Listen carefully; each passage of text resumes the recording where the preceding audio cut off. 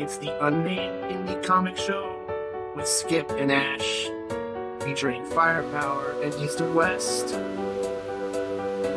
Comic Show with Skip and Ash, featuring firepower and east and west. It's the Unnamed Indie place for independent comic fandom. It's the Unnamed Indie Comic Show with Skip and Ash, featuring firepower and east and west. Comic Show with Skip and Ash, featuring firepower and east and west. It's the Unnamed Indie place for independent comic fandom. It's the Unnamed Indie Comic Show with Skip and Ash, featuring firepower and east and west.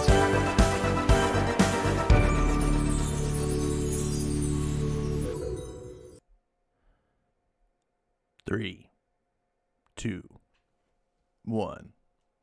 What is going on, everybody? Welcome back to another episode of the still unnamed, Indie Comic Show with your hosts, Skip and myself, Ash. Skip, it's good to see you.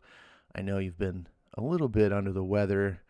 I feel like it's been a long time since we've done a show. How are you? I'm doing pretty good. Thank you for being understanding and allowing me to get better. I'm not 100% yet, so I still may not I still may have a little cough here and there. I may have to mute myself to blow my nose a few times, but for the most part, I'm good. Definitely happy to be back talking indies with you, Ash, and the rest of the chat. Lord, how's it going? HR goes vocal. Good to see you, Rusty Deo, in here. Also, another special guest, Karmic Artist Pro Secrets. EVS has stopped by. EVS, good to see you. There's an EVS in the house. Look at that. EVS in the house. But how have you been? Hopefully, you haven't been as sick as I've man. been. Hopefully, you've been doing better. Gosh, it's getting to the point where I'm like, you'd be better off with COVID. Right.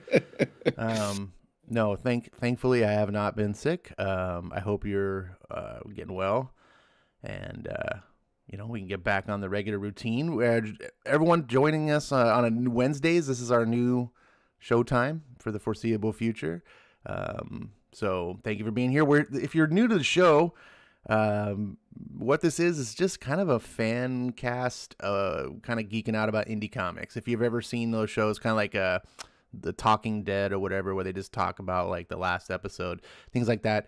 We follow a few indie comics and we geek out about them. The ones that we love. Obviously, there's tons of indie books and they're not all for us. But this is not a critical show. We're not here to sit there and be like, oh, this book sucks and this book's great. Like, we're basically here to be like, these are the books we love. Hopefully you love them too.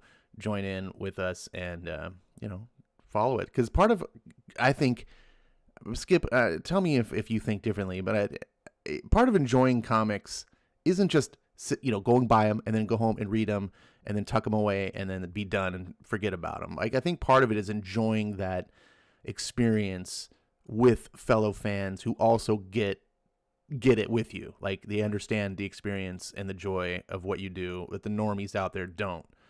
Would you say that's something that Yeah, I mean, it's a big part of it. It's funny because I very much think of comics for what they very much are, even if we lose sight of it sometimes, but they are works of art. I think of a museum. Like, you can go to a museum alone, but more often than not, you're going to see like groups of people going to museums together to, appreciate art. And most of the time those works, are, extremely visual in nature. There isn't always a lot of literature to accompany them. So very much is people just like sharing their impressions of the art and how they interpret it and what their experience of it is. And, when we have things that are just as artistic, but we have like stories and narratives and things that sometimes they end in one comic, sometimes they end in a few pages, sometimes we get 50 issues of something, And it's always nice to come together to see, like, what did you think about this book? What did you think about this panel? And hear everybody's different perspectives, because it enriches the art in the book even more than when we just read it by ourselves. Yeah, very, very true. Um, I, I'm glad this is why I do this YouTube channel, and I don't do it to be some sort of star. I don't definitely don't get to be monetized. I'm just some schlub that loves talking comics, and I love talking with not that you guys are slubs, but you know, it's just a joy. It's kind of like it's replaced the old comic book shop. It's weird, man. I go to the comic book shop, no one wants to talk anymore. Everyone's just kind of like eyes. That's not true. There's some people, but a lot of just eyes down, get my books, walk out. We're becoming a very less social society. I don't know if it's because of the COVID or just times are changing, but I miss that. I miss everyone, just having that common ground to be like, oh, you like the comics? I like the comics too, and we're instantly friends. Right. Let's see. EVS is a little ornery tonight. So I know you haven't been feeling too well, so you may not be drinking anything, but what are you drinking tonight? Tonight I ended up over at my parents' house before coming over here, and I don't buy soda anymore, but I was looking for something to drink for the little dinner that they had made and left me, and I ended up grabbing a Shasta cream soda, caffeine free. So that's what I ended up. That's what I ended up grabbing. It's pretty smooth, not too harsh. I was definitely looking to avoid hopefully it didn't have too much carbonation, because my throat is still a little tender. And it's funny, as I talk more, I think the vibration, like, of me talking more is like, sorry to be graphic, but like bringing more stuff like out of my sinuses. So this is going to be a very fun show. But Shasta cream soda to clear the sinuses for the win. It's liquid wasabi. What about you, Ash? What are you drinking? Well, I got here a nice shot of some Patron Añejo that I just decided to splurge on. The liquor store by my house has like a shelf where they do like clearance. So any liquor they put on that shelf is 50% off. Mm-hmm. So they had a 1.75 bottle of Patron Añejo, which it's normally $100 for the bottle. And I was like, oh, there was like 50. I was like, oh, $50. That's cheaper than the small. I was like, I can't do it. And so a couple days went by, and I was thinking about it, and I was driving by the store. And I was like, impulse buy, swerved in the parking lot, grabbed it. It is one of my favorite liquors, and so bottoms up to you, my friend. Yes. You can share with some Shasta. Cheers. Oh man, that's good. And then I'm my chaser. I got a nice big tumbler of fresh brewed iced tea. And yes. yeah. So that's what we got tonight. Hopefully you guys listening in have a beverage. That's kind of our thing. Doesn't have to be alcoholic, but if it is, make it top shelf. Never buy shitty liquor. It's just a waste of your time. Speaking of shitty liquor, there is a new comic book series that's out called Skybound X, or is it Skybound 10? I'm not sure. I would say 10. And what reminded me of that is reading a little bit of the blurb from the editor earlier, and he was talking about, I guess it was his idea. I think is it Sean Markowitz? Maybe I should grab my book and actually look. But he was talking about how he had come up with the concept as they were coming back from San Diego Comic-Con one year, knowing that it was coming up on the 10th anniversary of when Skybound had launched. And yes, it is Sean Markowitz.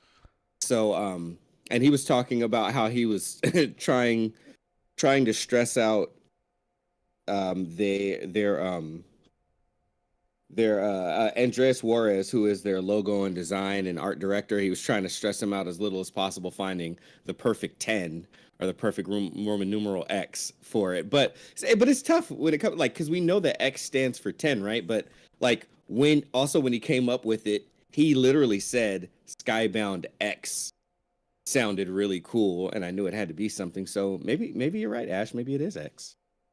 I mean, I've been thinking X the whole time, but then underneath it, you can't help but see it's celebrating 10 years of storytelling. And, the X is the Roman numeral 10.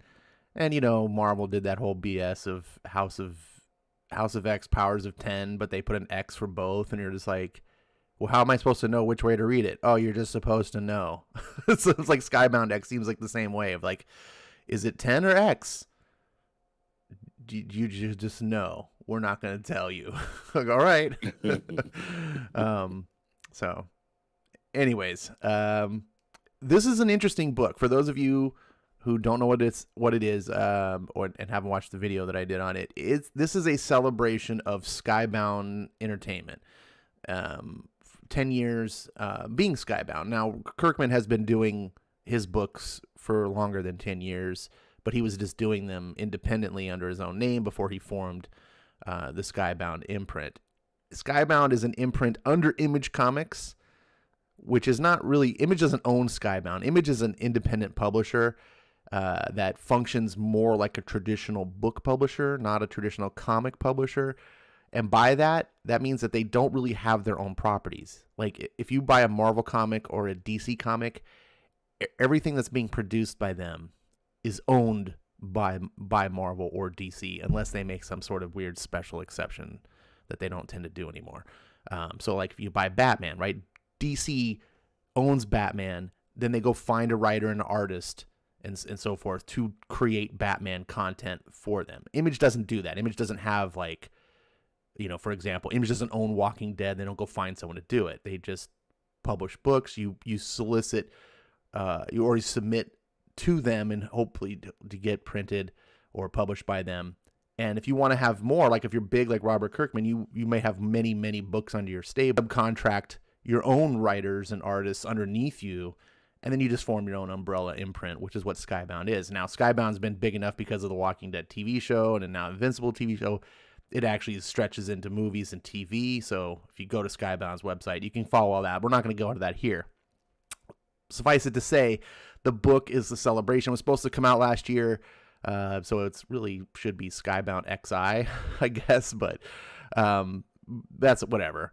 This is an anthology book. It's 5 issues long, comes out weekly. It's only $4.99, even though it's double-sized. It's prestige format. They're really nicely formatted books if you have the physical copies. And there's about 4 stories, I want to say, in there. And they're all different book stories from within the imprint. For example, on the cover here, we see Rick Grimes 2000 is the main. It's the only story that continues over every single issue. And then you can see the little bubbles on the top. We have Clementine, Manifest Destiny, and Ultramega are also featured in this book. This book celebrates both the past and the future. So some of these stories are from books that have, are currently out or been out. But as it's going on, we're getting stories about Skybound books yet to come. For example, issue 5, if you're a speculator, issue 5 is going to have the first appearance of Robert Kirkman's new series, which I can't remember off the top of my head what it's called, but the first story of it will be in Skybound X number 5. So I guess before we continue on, did you have any thoughts to say about this series? Yeah, it's funny. I was first of all, I was like, you know what, this is the thing that we talk about as fans that we appreciate, and Marvel and DC does it every now and then, but not quite to this level. We talk about one of the aspects that we appreciate is continuity, and they bring some of that over. And to me, continuity, because I think of continuity probably a little bit more broad than most people, and I can get down and pare it down to be a little more specific things, specific universes, 616, and and all those other, and Ultimate and all those other different ones, Earth 1, Earth 2, all that other stuff. But I think part of the reason I don't even think, I'm very sure of this. Part of the reason why we enjoy continuity so much is because it is a very realistic thing to us. In life, we have continuity. Ash and I, to be a little transparent, haven't spoken very much since the last time we've done the show. But in that meantime, I know everything that I've done, and as sick as I've been over the last week. But on the flip side, I have to think about Ash, who has a whole other continuity that he's been experiencing, and I don't know everything that he's gone through in that last week. But my reality just hasn't been, the reality just hasn't been. I've just been sick, and then Ash has been frozen in animation, until he messages me about doing the show. Continuity is a thing that we experience. It's built into our experiences as human beings. So we very much appreciate it. For him to have the continuity of like the lie that what The Walking Dead was going to be about, to get the book published to Jim Valentino, and then all for it to come full circle to it get so successful. He starts his own imprint eventually. He's able to bring creatives into his stable, help get their ideas and their expressions out and publish that stuff.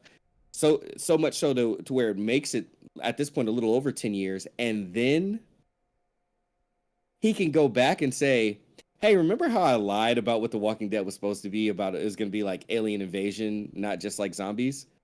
Well, I'll go ahead and I'll tell that version of the story now too. Things like that type of fan service is incredible. As someone who does not read a lot of Skybound books, I've read some, but I am not a Walking Dead fan. I'm Manifest Destiny. I have #1, and now I'm encouraged to read that Image #1, that $1 #1, just for context. Same thing with Birthright, even though I was with Ash when he did the first trade. Like, I'm very much an outsider. So I just wanted to support this type of fan service and fan appreciation while seeing, hey, can an outsider have an appreciation for this without being as connected to the stories? And I was happy to jump on that journey and and I can say so far, I'm very happy about it. And I guess we'll dig into that convo a little bit more now. Sweet. All right. So we're not going to go through the detail on these books the same way we do a normal book. We're just going to kind of talk to them. Hopefully you guys that are listening in have read these books yourself. Or if you're just curious, we're going to be talking about them.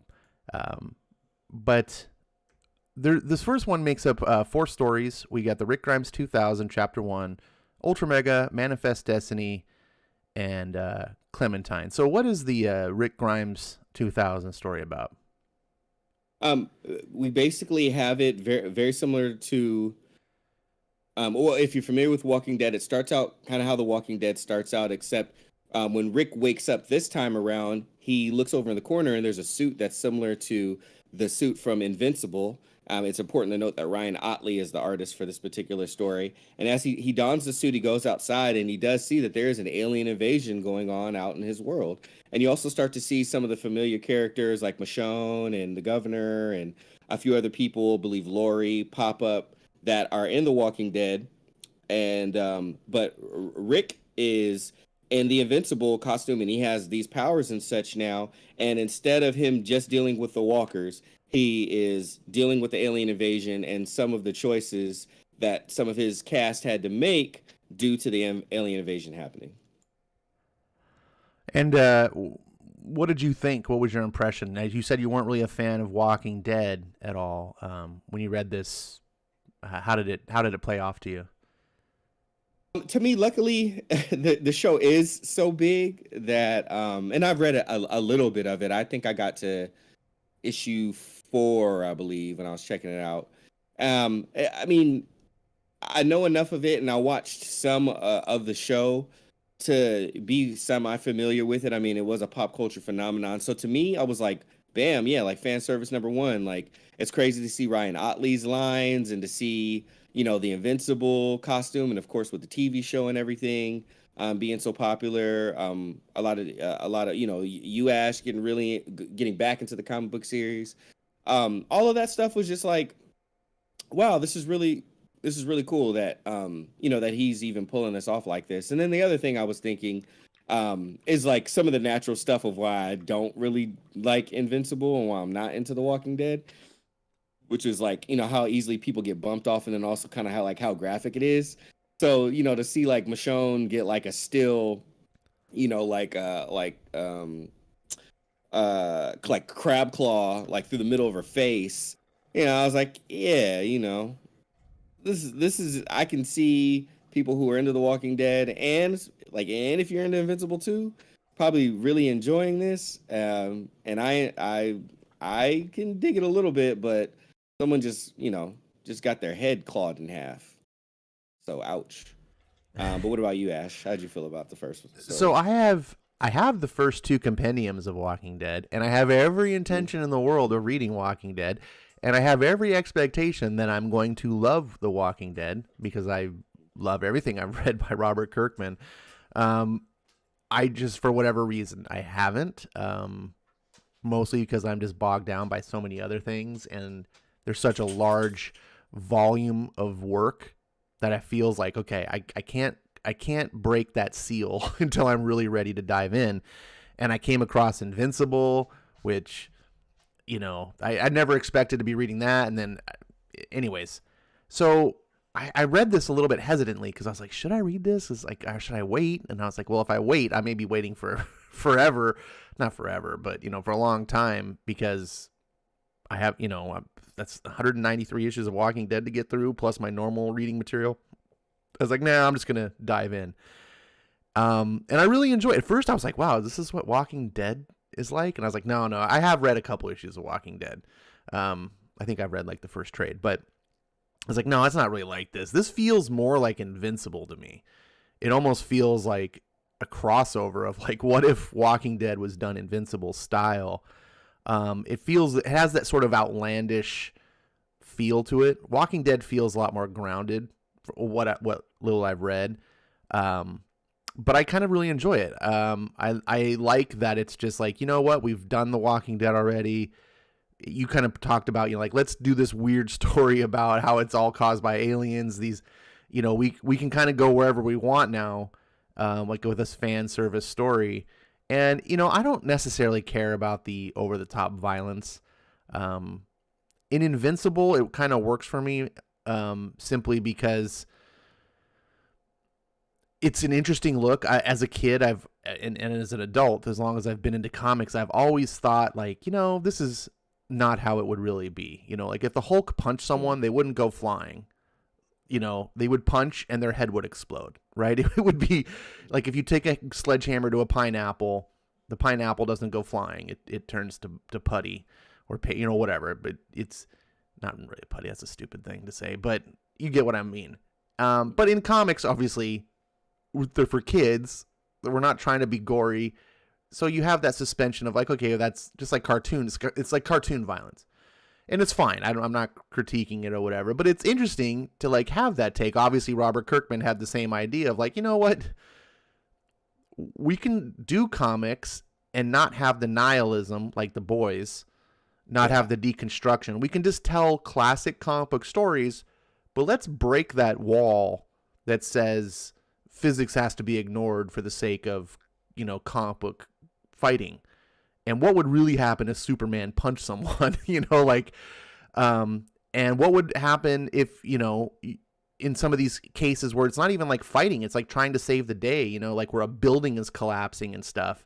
And, you know, and in traditional comics, the Flash runs through every single floor and grabs every single person before the building even really moves and everyone's saved and it's like, hooray. But in reality, you know, characters like Mark, he can save a couple of people, but there's still that tragedy. And I don't know. I don't revel in the violence, but I enjoy that it's respecting that it exists. And I never feel like it's trying to celebrate the gory, like some comic books really do, like, haha, look at how violent we can be. Walking Dead obviously kind of makes sense because it's a zombie thing. Like that's the part of, I mean, they eat brains. If you are a horror / zombie fan, chances are you have some enjoyment of seeing gore on the screen or on the page or what have you. So anyways, that was my thought. I just enjoyed the goofiness of it all and feeling like, what if Walking Dead was invincible. Definitely, yeah. That was quite a bit of the vibes it put out there. And again, this is, fan service stuff. And I will say, obviously we're going to talk a little bit more about the story. I do appreciate how the story is rather involved. And also, I'm sure it was a fun thing for Robert Kirkman to be able to say, hey, now I actually have an opportunity to like just kind of have fun. No one expects me to knock this lie that I made up out of the park, but hell, let's see what I can do with it. And the story has been, he definitely put some thought into it. It hasn't been just simple and straightforward and like I mean, like it's pretty crazy and fantastical, but it has definitely been like a thought out tale. I'll say that. The next one that we come to is the ULTRAMEGA story. This one was and it was titled "The True Story of the ULTRAMEGA," and this one was really interesting. It's basically just Noah and Maya, and they're out in the streets, and they see some of the followers of the kaiju. They have like their headdresses on that's like mostly red, and it kind of looks like a cyclops, like it's got like the little eyeball thing looking in the middle. And she lets Seth know, like, hey, some of them are here, like what should we do? And Seth just kind of like waves them off like it's like it's not a big deal, they're not really a threat. But he ends up taking Noah up to this place, and he wants to tell Noah that, like, hey, I need to tell you the truth about the ULTRAMEGA. And he tells Noah about the first time that he encountered the ULTRAMEGA and how it was such a visceral fight. And the main thing that he thought to himself as he saw, like how ungraceful and just how brutal and visceral the fight was, how Seth was glad that it wasn't him that had to do all that fighting and take all that damage and beating. But he said, that was a mistake to think like that. And that thought haunts me every day, because the next thing I know, he's up teaching me a lesson that I'm teaching you. And that lesson is essentially, there's no one to fight our fights for us. It's up to us to stand up against the things that are coming against us. We are the only ones that will truly be responsible for our victory. And then he asks them, hey, earlier today, did those redheads, did those kaiju people, did they strike any fear into you? Did they scare you at all? And that's kind of where the story ends. So it's a little kind of like, as ULTRAMEGA is still going on, it's at a pause now, but it's a little kind of tale that they slipped in there to kind of give you a little bit more of the heart behind why Noah kind of felt so resolute in taking up the fight and his interest in the ULTRAMEGA. But how'd you feel about it, Ash? I felt that this was very much a fan service story. If you have not read ULTRAMEGA at all, I don't think this is going to spoil much for you, but I also think that this is not going to do anything for you. Maybe it will. I wouldn't expect it to. It wouldn't have done much for me. But as a fan, it feels very much like when you have a movie that you love and you buy it on Blu-ray, and then there's like a deleted scene, and you can like see why the scene was deleted, but you don't care because you're just a huge fan of the movie, and you're like, I just love that scene anyway because more is better. That's how I felt kind of about this story. I love, what's his name? David Harren? Is that his name? David Harren. I love his art. I just love this whole this is my number one comic of 2021. It might actually be my number one comic that I buy, period.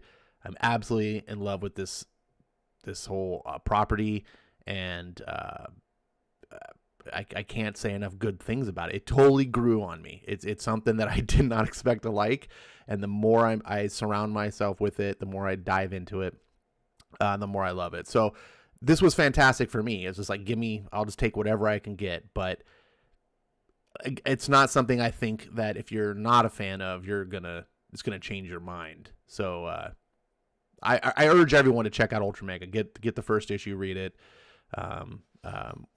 Yeah, and then come back to this if you become a fan like me. That was my thought about it. Absolutely. This story definitely has, I would say, the essence of the ULTRAMEGA story from the series itself. Quite simply, like one of the principles I would say, or the pillars of the Ultra Mega story, is how it's up to us to stand up against things, and how standing up against things isn't always easy, and oftentimes it's hard and complicated too, but it's worth it. And that like in this small tale right here, I think that they did it. James Harren and co and Dave Stewart did a very good job of kind of in a very small way, just kind of showing you. And I like how they ramped it up too. It wasn't just like this the story arc itself. Like I kind of think of the story visually like a curve or like a line, and I very much like enjoyed the trajectory and the journey of the line. Like it just didn't rocket you up to the top. Like it did a good job of kind of like bringing you up and gradually getting you up there, and then rising you to the peak of it, and then kind of dropping you down hard, and then kind of curving you and straightening you right back out towards the end. But that last little bit of the straight line is kind of like a nice abrupt, stop. So I think they did a really good job with like the page real estate that they had. Yeah, and I enjoyed it, and I agree to you. Like I agree with you. It probably does more to give you an idea of the feeling of like how an Ultra Mega issue would feel versus, any like crazy big profound statement. I don't feel like they were really swinging for the fence, but they definitely got, they got a double. Like you definitely get an idea of what the books are like. So I appreciated it. The next one up within issue number 1 was about Manifest Destiny. Now, Manifest Destiny, I know very little about. There was a conversation that some people were having that I was like a fly on the wall about, and I have a little bit more inside knowledge than I do about the actual book.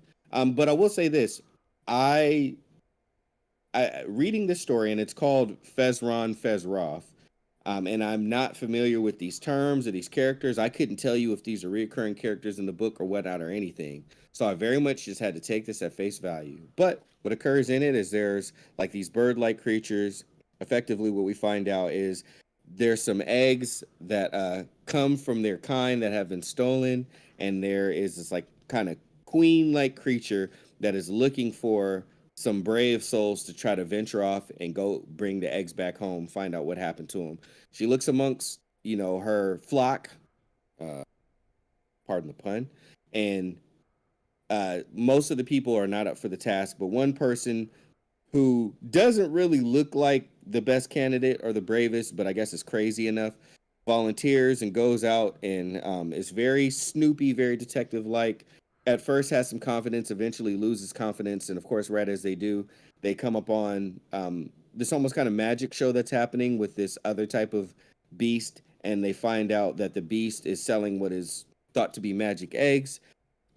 First goes in and tries to take the eggs back by force, but gets like almost like a spell or kind of drugged in a way, and ends up flying back into the air and then coming down and then crashing on what looked like a skunk, but eventually like puts on the body of that animal and goes back and then tries to use some cunning to disguise himself and buy the eggs back. And right as the proposition is starting to be discussed, the bird like reveals himself and kind of like snaps at the creature's neck, kills him, and then gets the eggs and makes his way back to the kingdom. And as the queen is, trying to give props, and as the bird shows that he's killed the beast, she's like, okay, well, where's the eggs? And he rolls the beast's body off out of the wagon, and the eggs are broken underneath. And of course, everybody just yells his name because it seems like he's a character that continues to fail, and it looks like he's failed again. Ash, I'll let you talk about this one first. I definitely have some thoughts about it. Well, this was surprisingly my favorite of the whole book, and it was the story that I skipped initially. I just because I have never read Manifest Destiny. I don't know anything about it. I looked at the surface and I was like, what's up with this cartoon bird? What the hell is that? I was just like, whatever.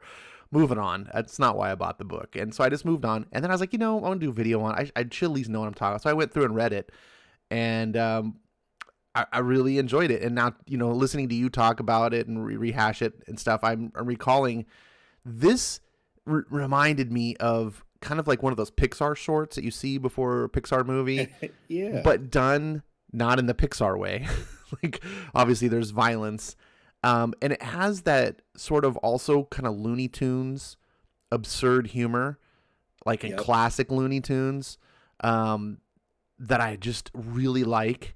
It's got this tropes, so many cartoon tropes, of course, like the consistent failure that everyone's like always messes up, and you can see at the end here, it's like Don Hog, like, oh, he did it again, shucks, and you can just almost like hear the music, don't,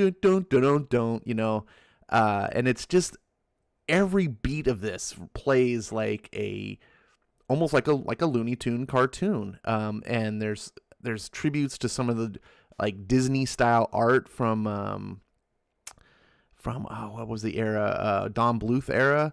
Kind of reminds me of. This is a cartoon. This is not really a comic book. But cartoons and comics they're like kissing cousins. And it didn't blow me away. But I just found myself after I was done being like, that was really good. And I find myself flipping through the pages back again and just enjoying the art. A good cartoonist. It may seem like their craft is simple, but it's so not. A good cartoonist takes the simple and makes complex with it. You may be able to draw a simple cartoon, you could trace these lines or you could copy it, but to do it on your own, it's one of the toughest things to do. And you'll find that a lot of actual comic book artists, like great comic book artists, will talk about this and just be like, they have all the esteem in the world for actual cartoonists, because what they do with the simplicity is beyond so many people. So anyways, I'm gonna start talking over my head here. You tell me what you thought. So quite simply, this was my second favorite story of the book. I had to take it for presented because I have background almost ever on this, and yeah, I very much enjoyed like the characteristics. The dialogue very much fits the way that the characters speak. They have their own way of speaking, and I'm a huge fan of when characters have their own voice. To me, that signifies in my mind that the writer had a very distinct and specific personality for that character, as they were developing him, and it makes it easier for me to fall into it. So I fell into it with the distinctive voices, and then of course you had you send a fool to do a fool's errand, and he gives you a full result, right? So it all came full circle, and yeah, I appreciated how the story itself wasn't so predictable. It wasn't just I can even if you thought it wasn't going to be a good outcome, I appreciated the fact that I didn't know exactly how it was going to be that outcome. But quite frankly, like the art matched the personality of the writing, and it all paired together very well. And this ended up being my second favorite story. It was my favorite story up until I actually read the very last story. Oh, a little spoiler. I wonder what your favorite story is. There's only one guess now, and I guess we'll roll over to that now. So, again, me not being big on The Walking Dead, and I had kind of heard what some of the initial thoughts and feelings were regarding this book, Clementine, which I guess, and again, anybody, please correct me, fill me in, because I'm a novice with this Walking Dead stuff, but I guess was a character that either was conceived within The Walking Dead, but didn't have a lot of page time or screen time between the show. But it spins out of it, and we just start off with the picture of a house, and the sun's coming up, and it's Clementine coming down the stairs. We see that she has a peg leg and walks on crutches. As she's got her backpack out, and it seems like she's almost on her way to school. We got some walkers that she ends up kind of, being able to get past for the most part, but gets to where she wants to go to, starts looking at the books and the maps and the literature. Here's a Russell coming along, and yes, a walker. So she goes over to the walker, deals with a walker, and um, basically packs back up and runs into a friend whose name is AJ. And AJ is just talking about like, hey, I know you were gonna leave me. They have this was the my favorite part, but they have a very heartfelt discussion that felt very honest and and kind of true. And they have some history that they built up together. She kind of trained him, and she is part of what makes him feel comfortable with where they've relocated at this time. But she's just letting them know, like, hey, my journey's not over. I have somewhere else to go. I trust that you'll be able to take care of yourself. There's even a scene within there as a walker is walking up on Clementine. AJ pulls out a pistol, shoots the walker down. And that's when it's kind of both acknowledged, like, you are ready to take care of yourself and go forward without me, and I have to continue my journey. At that point, they're just really hoping um, that they'll see each other again. And Clementine starts off on her path, and there's already some walkers there. She may have to deal with, or she may be able to get past if she can move fast enough. Ash, what did you think about actually finally reading it? This one didn't really do it for me. So I'm curious to hear what was it about this particular story that that reached you so much? It was very much the scene that they ended up happening between Clementine and AJ, but before that, it was just kind of like cool getting to know by the numbers. Like I'm semi familiar with the world of The Walking Dead, and she was like going through it, and that was cool. But it was very much she dealt with the walker, and then the next thing that she came across was AJ, and I like how he confronted her, and like within their dialogue, I felt the tension of their past and his uncertainty, and how grounded he was to her, by the things that he said, and and the promises that were made, and and how vulnerable they both were, and in most cases, like with younger kids, like they're only so mature, so their vulnerability is kind of very harsh, and and raw usually, and that's how he was with her.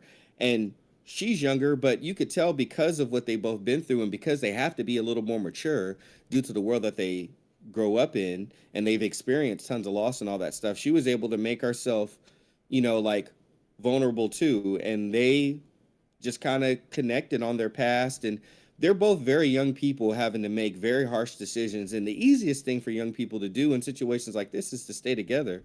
But they both dealt with like the harsh reality. She knew she had to go, and he had to let her go. So to see young people like going through that motion, but it not feel like older people talking, it still did feel like these two not fully matured people having to deal with and accept a very mature topic. That's what made it feel so like honest to me, and kind of, and trust me, I was like, sometimes I let influence get to me a little bit too, and I was like, I want this to be something that I don't have to talk that much about, because we got 3 books to cover anyway. Okay. But when I came across it, I couldn't deny like how I felt about it, and it ended up being like my favorite story, genuinely. Sure. So that's what it ended up. That's kind of how it ended up impressing me. Cool. All right. Well, I am definitely curious to read more of this. I think one of the things that about me that it didn't connect with is it felt more like a snippet of a story. Like it took like however many pages this is, like 8 pages or whatever, or 10. And it's like if you took 10 pages out of an existing book and said, "Here, read this." And I felt like there's more going on before and after that I'm not aware of. There's not any sort of beginning or end or resolution. I just feel like I got a scene. And I did like the parts you talked about. I think that was the strongest part, is the relationship between the two. I just felt like I didn't know enough about it to resonate. I'm like, so hopefully the bigger work fills in a lot of that. I am very curious about the choice to do this as a young adult series rather than just in the same vein as The Walking Dead, and just do like a comic book series for the same. I feel like The Walking Dead is not high on young adult readers. Like, that's not what they're looking for. Maybe I'm wrong. Kirkman knows what he's doing, I suppose. But yeah, these are also on the screen. These are the compendiums you can get. You can get these for like $30-$40 on Amazon, and there are 50 issues each. They're huge, like phone books, if you know what those are. And so these are some of the books that were featured part of that today. And we'll get on with the next issue 2. If I can ever get this to open. Go computer, as you're getting it to open. By the way, I do want to share. So I got cover A for the first one, which was Rick Grimes 2000. Rick, kind of dressed up in the Invincible garb. For number 2, I ended up getting the Birthright cover. Ash, which cover did you get for Skybound X? We didn't cover number 1. I got the ULTRAMEGA cover. This is my favorite cover of the series so far. And for Skybound X number 2, I also, of course, got the Birthright cover. Of course, I had the feeling. I just had to ask. But the main cover of issue 1 and 2 have both been really good. So then issue 3's main cover, man, we'll get to that. We will get to that. So, but Rick Grimes 2000 chapter 2. Oh, what were you gonna say? I was gonna say, in this book we got Rick Grimes chapter 2. We got a Birthright story, Everyday Hero Machine Boy, which I'm not familiar with, and also a Stillwater story. So let's go with Rick Grimes 2000 chapter 2. Rick Grimes 2000 chapter 2 for 200. We pick up where they left off, where Lori was had a hand cannon literally in Rick's face. But Rick does have a lightsaber. The governor's on the ground. Ultimately, what happens is there was a alien body there that was part of the overlords, and that alien grew to full size to show Rick exactly why it is that all of his friends are being subject to the aliens. As the alien take full size, Rick uses his lightsaber, slashes off an arm, but ultimately he did flash it through his hand, but it was Lori that had shot at the alien, and and then the alien lunged at her and ended up kind of tearing her in half.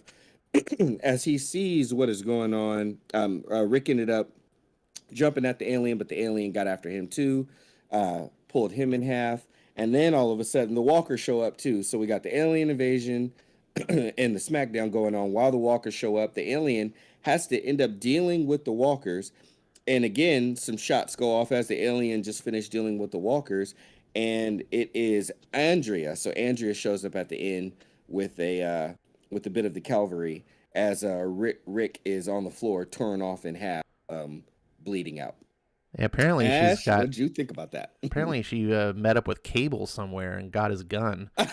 Yeah, she did. It's like, Jesus. I enjoy. Oops, I'm hitting the wrong button. I really enjoyed this story. Not because it's an in-depth or deep story in any way.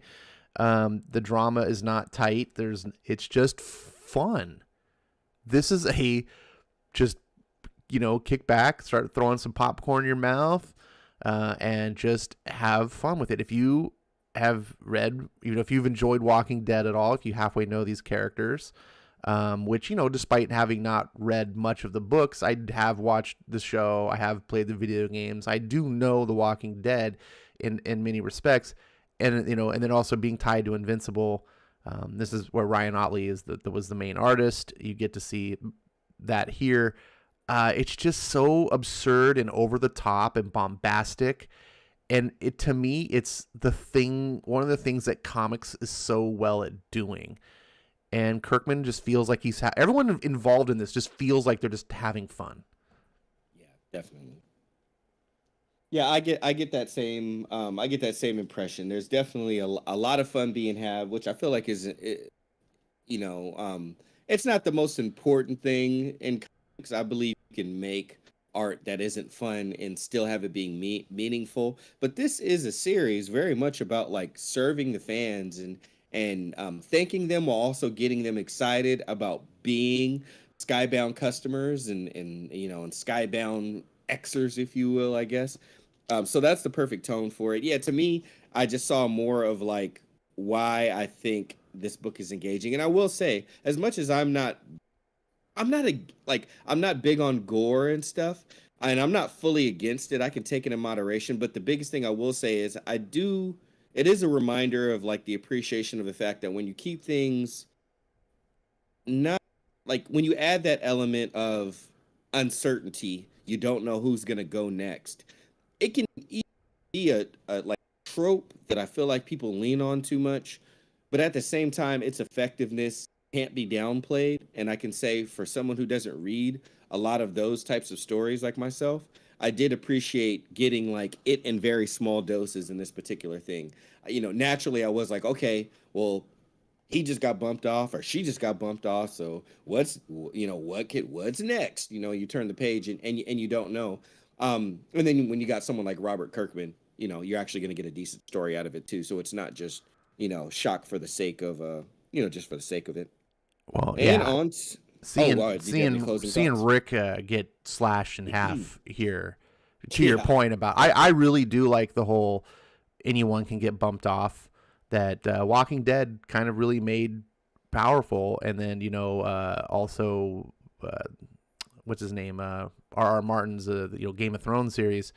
Both of those are probably the two most popular examples of being able to do that with a long form story. Not because I enjoy seeing characters get offed. It sucks many times, especially if you have a favorite character, but that tension that it can create afterwards of no one is safe is something you can't do. Like, when I read a Spider-Man story or whatever, I know he's going to be fine, right? Marvel's even telling me we're killing Peter Parker, and I'm like, I know he's going to be fine. I don't have any feeling. But when I read a Kirkman story, I'm like, is it gonna die? I don't know. He's not afraid to off anybody. So anyways, we'll go on to Birthright. Name of this story is Ghostwright. I'm gonna get through this one quickly because I want to hear what you have to say about this one. But we get a tale of a young man who's off to sea, writing a letter to his brother, letting him know that he wants to prove he has something to prove, so he's going to go to a place that's scary that he doesn't think his brother would go to. And when he does get to that island or that place, there is an individual that's there, and there's some history. So the guy is talking about how he knew his brother and how he knows him because he knows his brother, and he's just telling him like, because of why you came, like, you're dealing with some fear, and fear can be good, because fear can be fun. And just as he said that, some monsters appear, and it seems like that man that was already at the location might have conjured them up. But together, the boy transforms, and the man helps him dispatch the monsters. And at the end of it, the boy does reiterate like how this can be great, and he feels like he needed that to go there and kind of conquer that fear. And he closes by, letting him know that that he loved him, and that was and kind of what he had learned, and how death. And I guess that person was death there, but he just kind of wraps it up. But Ash, like you, this is your series. Mm-hmm. Was this relevant to you? How did it hit you? Yeah, it did. This very much like the ULTRAMEGA story is something that if you have not read the series, I don't expect anyone to read this and go, ooh, like, this is very much an outtake of the story. And there's some big spoiler, just this whole thing, like seeing this. So I'm not going to really explain what's happening here and how it relates to the main Birthright book, because that will just make the spoiler even more clear.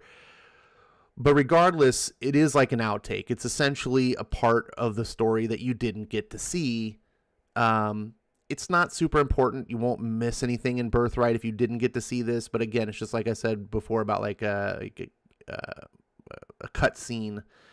This is like one of those. It's just, oh, by the way, a part that was going on elsewhere in the world while the story was going on here we get to see that. And I can't really explain how much more than that. If you've read the Birthright series, I think that'll make sense to you. This story will make sense to you. But if you haven't, I don't know. I feel this is definitely a play to the fans. This is not. I'm hoping, I guess, that Kirkman and everyone was like, the only people that are going to read this are the people that read our books. Like, because this story should mean nothing to you otherwise. And furthermore, it like spoils some big things if you can infer what's going on. So I liked it as a fan. If you weren't a fan, maybe, but you're thinking about reading the Birthright series, which I highly recommend, it's really good. Put this aside, skip this story for now, and then come back to it after the story's over. This is kind of like an epilogue, kind of like an end credit scene in the MCU. That's kind of this feels. Nice. I really enjoyed it. And it did encourage me more to want, especially after, being there as you read, the first trade of Birthright. It did inspire me more to kind of want to go back and check that out. I have not read a lot of Joshua Williamson, who is the writer of Birthright and the writer of the story. And I did like the flow of the story, and I did like the feel of it and the sentiment. I felt like all of it was just kind of like right on point. Not too little, not too much. It felt like it was a very tight and like kind of resourceful storytelling, like very efficient. Didn't waste too much. He's very much like I really that. appreciate it for. Oh, is it? Okay, good. Yeah, his whole series, so much happens in these books. Like, it's just the pace is relentless, which I like. I think if you ever do get around to reading this full series, come back and read this again, because I think once you have the context of what this scene kind of means, like where it's coming from and why the scene exists, will be even more meaningful than it is right now. Absolutely. Well, I will do just that. Now, getting over to Everyday Hero Machine Boy, I realized something. I skipped over this to read the Stillwater thing, and I was going to go back, but I never ended up going back to read it. Did you want to take this one? Sure. It's been a couple weeks since I read it. I'm trying to remember the details. This was a story that initially I was thinking about skipping to, but like for the same reason of Manifest Destiny, I didn't. It didn't look like necessarily my cup of tea. I was like, this is an old school Japanese manga style art, and by old school I mean like 60s, 70s.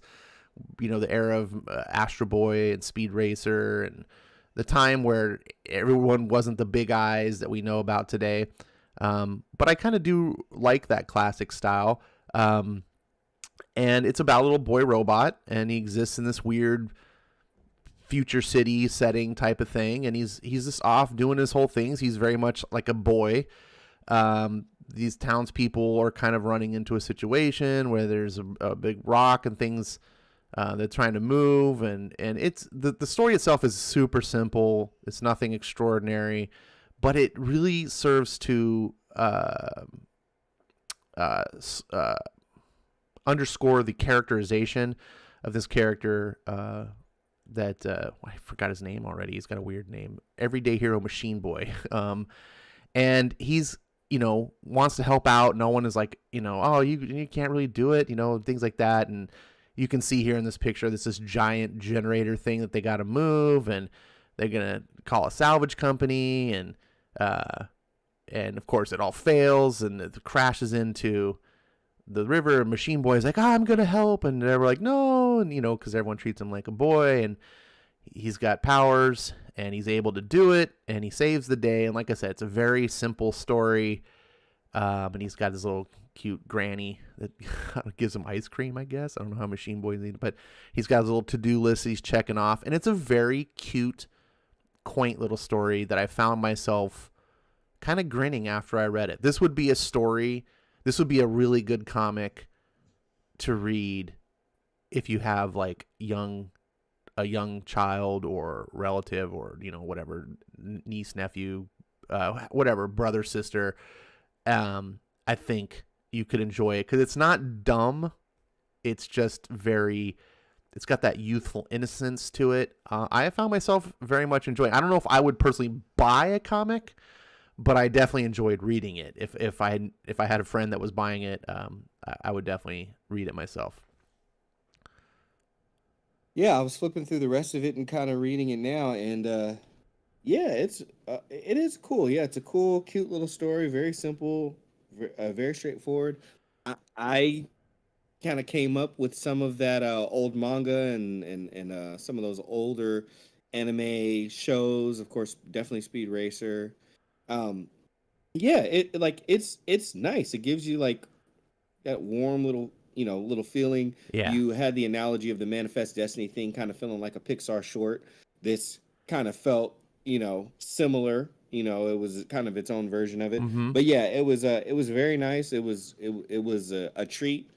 um this is what I thought was going to be the weakest of them, and even if it is the weakest of the stories, it's still not weak. So this is a strong line of stories, going over until the Stillwater section of the book, the last one of issue number 2, and this one is called Leaving. This one is probably my favorite.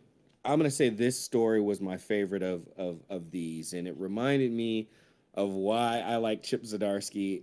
And I was, excuse me, I was not big on jumping on Stillwater when it came out. The premise was interesting enough, but I was just like, I don't. I can not put another book on my pull list and my wallet would be happy with me. Right. So I chose against it. But now reading this freaking thing, I'm like, I gotta go back and read Stillwater because this little story right here really got me. I at least gotta read issue number 1. But basically what happens in the story is a boy was in the ground. Seems like he got dug up, and they're just kind of talking to him about the mistakes that he's made, and for him to stay out of trouble. He gets back home and he's got his cat and he's talking to his grandfather, and he and his grandfather are basically, talking about why he got in trouble, how no one's supposed to leave this town because things don't decay and die and they don't pass away. And anybody who does leave the townspeople might pursue them in order to, and they'd get in trouble in order to, keep the secret about how people out here, aren't dying and whatnot. And he and the grandpa just kind of get into a little bit of an argument, and grandpa ends up headbutting him and bruises his cheek. And he goes out after his cat again, and what we find out is that the grandmother is not there with him because the grandmother decided that she was going to leave the town, and ultimately she did. And now it seems like the cat wants to leave, and the boy was trying to keep the cat from going, but the cat wants to go. Can I Go interrupt right you ahead, yeah. real quick for a second? I just want to give, because some people may not be familiar with Stillwater. The premise of this story is this town of Stillwater is a town where no one dies. You can't die. So even the animals don't die. And so that's kind of a thing here with the whole grandma. If you leave the town, then that whatever that curse, whatever thing doesn't affect you anymore. And so I think that's relevant to where you're going. So I just wanted to put that in there. Absolutely. So with that, the cat wants to go, and the boy was struggling with letting the cat go because they are so close. And they had this conversation. More so the boy talking to the cat, and the boy's telling them like, "Hey, this time I'll let you go." And as they back up, like the camera backs up, they say the goodbyes, and as the boy is watching the cat walk off out of the edge of the city, the boy is having flashbacks of the grandmother walking out as well. And as that is occurring, the cat is leaving. The boy turns around and looks over his shoulder, and the grandpa is right out there, right over his shoulder, like watching with him. And they end up embracing, as it seems like what's implied is that the grandmother was kind of telling the grandfather some of the same things. And ultimately, the grandfather may have had to let the grandmother go, and the boy had to do the same thing with this cat. And it looks like that they're embracing on the fact that they both had to learn how to let go of people that they loved. Well, Ash, it's on you. The things you said at the beginning echo almost exactly what I thought. I picked up the first Stillwater was like, I like Zdarsky, the premise of this, whatever. Just, and you know what? I can save my wallet. Just, I don't need to add this to my pull list. Whatever. And then I read this story, and this is Chip Zdarsky at his best. This story blew me away. Like, I read this purely because I'm going to be a completist. I'm going to read all the stories here. I was like, oh, whatever. I'm not interested in Stillwater. What are you going to do with 3, 4, 5, 6, 7, 8 pages of story? What are you going to do? Blow me away, apparently, is what Chip Zdarsky was saying. He made this powerful story about death and letting go of loved ones, and the idea of immortality is not necessarily a blessing, and how you just deal with it and relating to, because this is a powerful human story.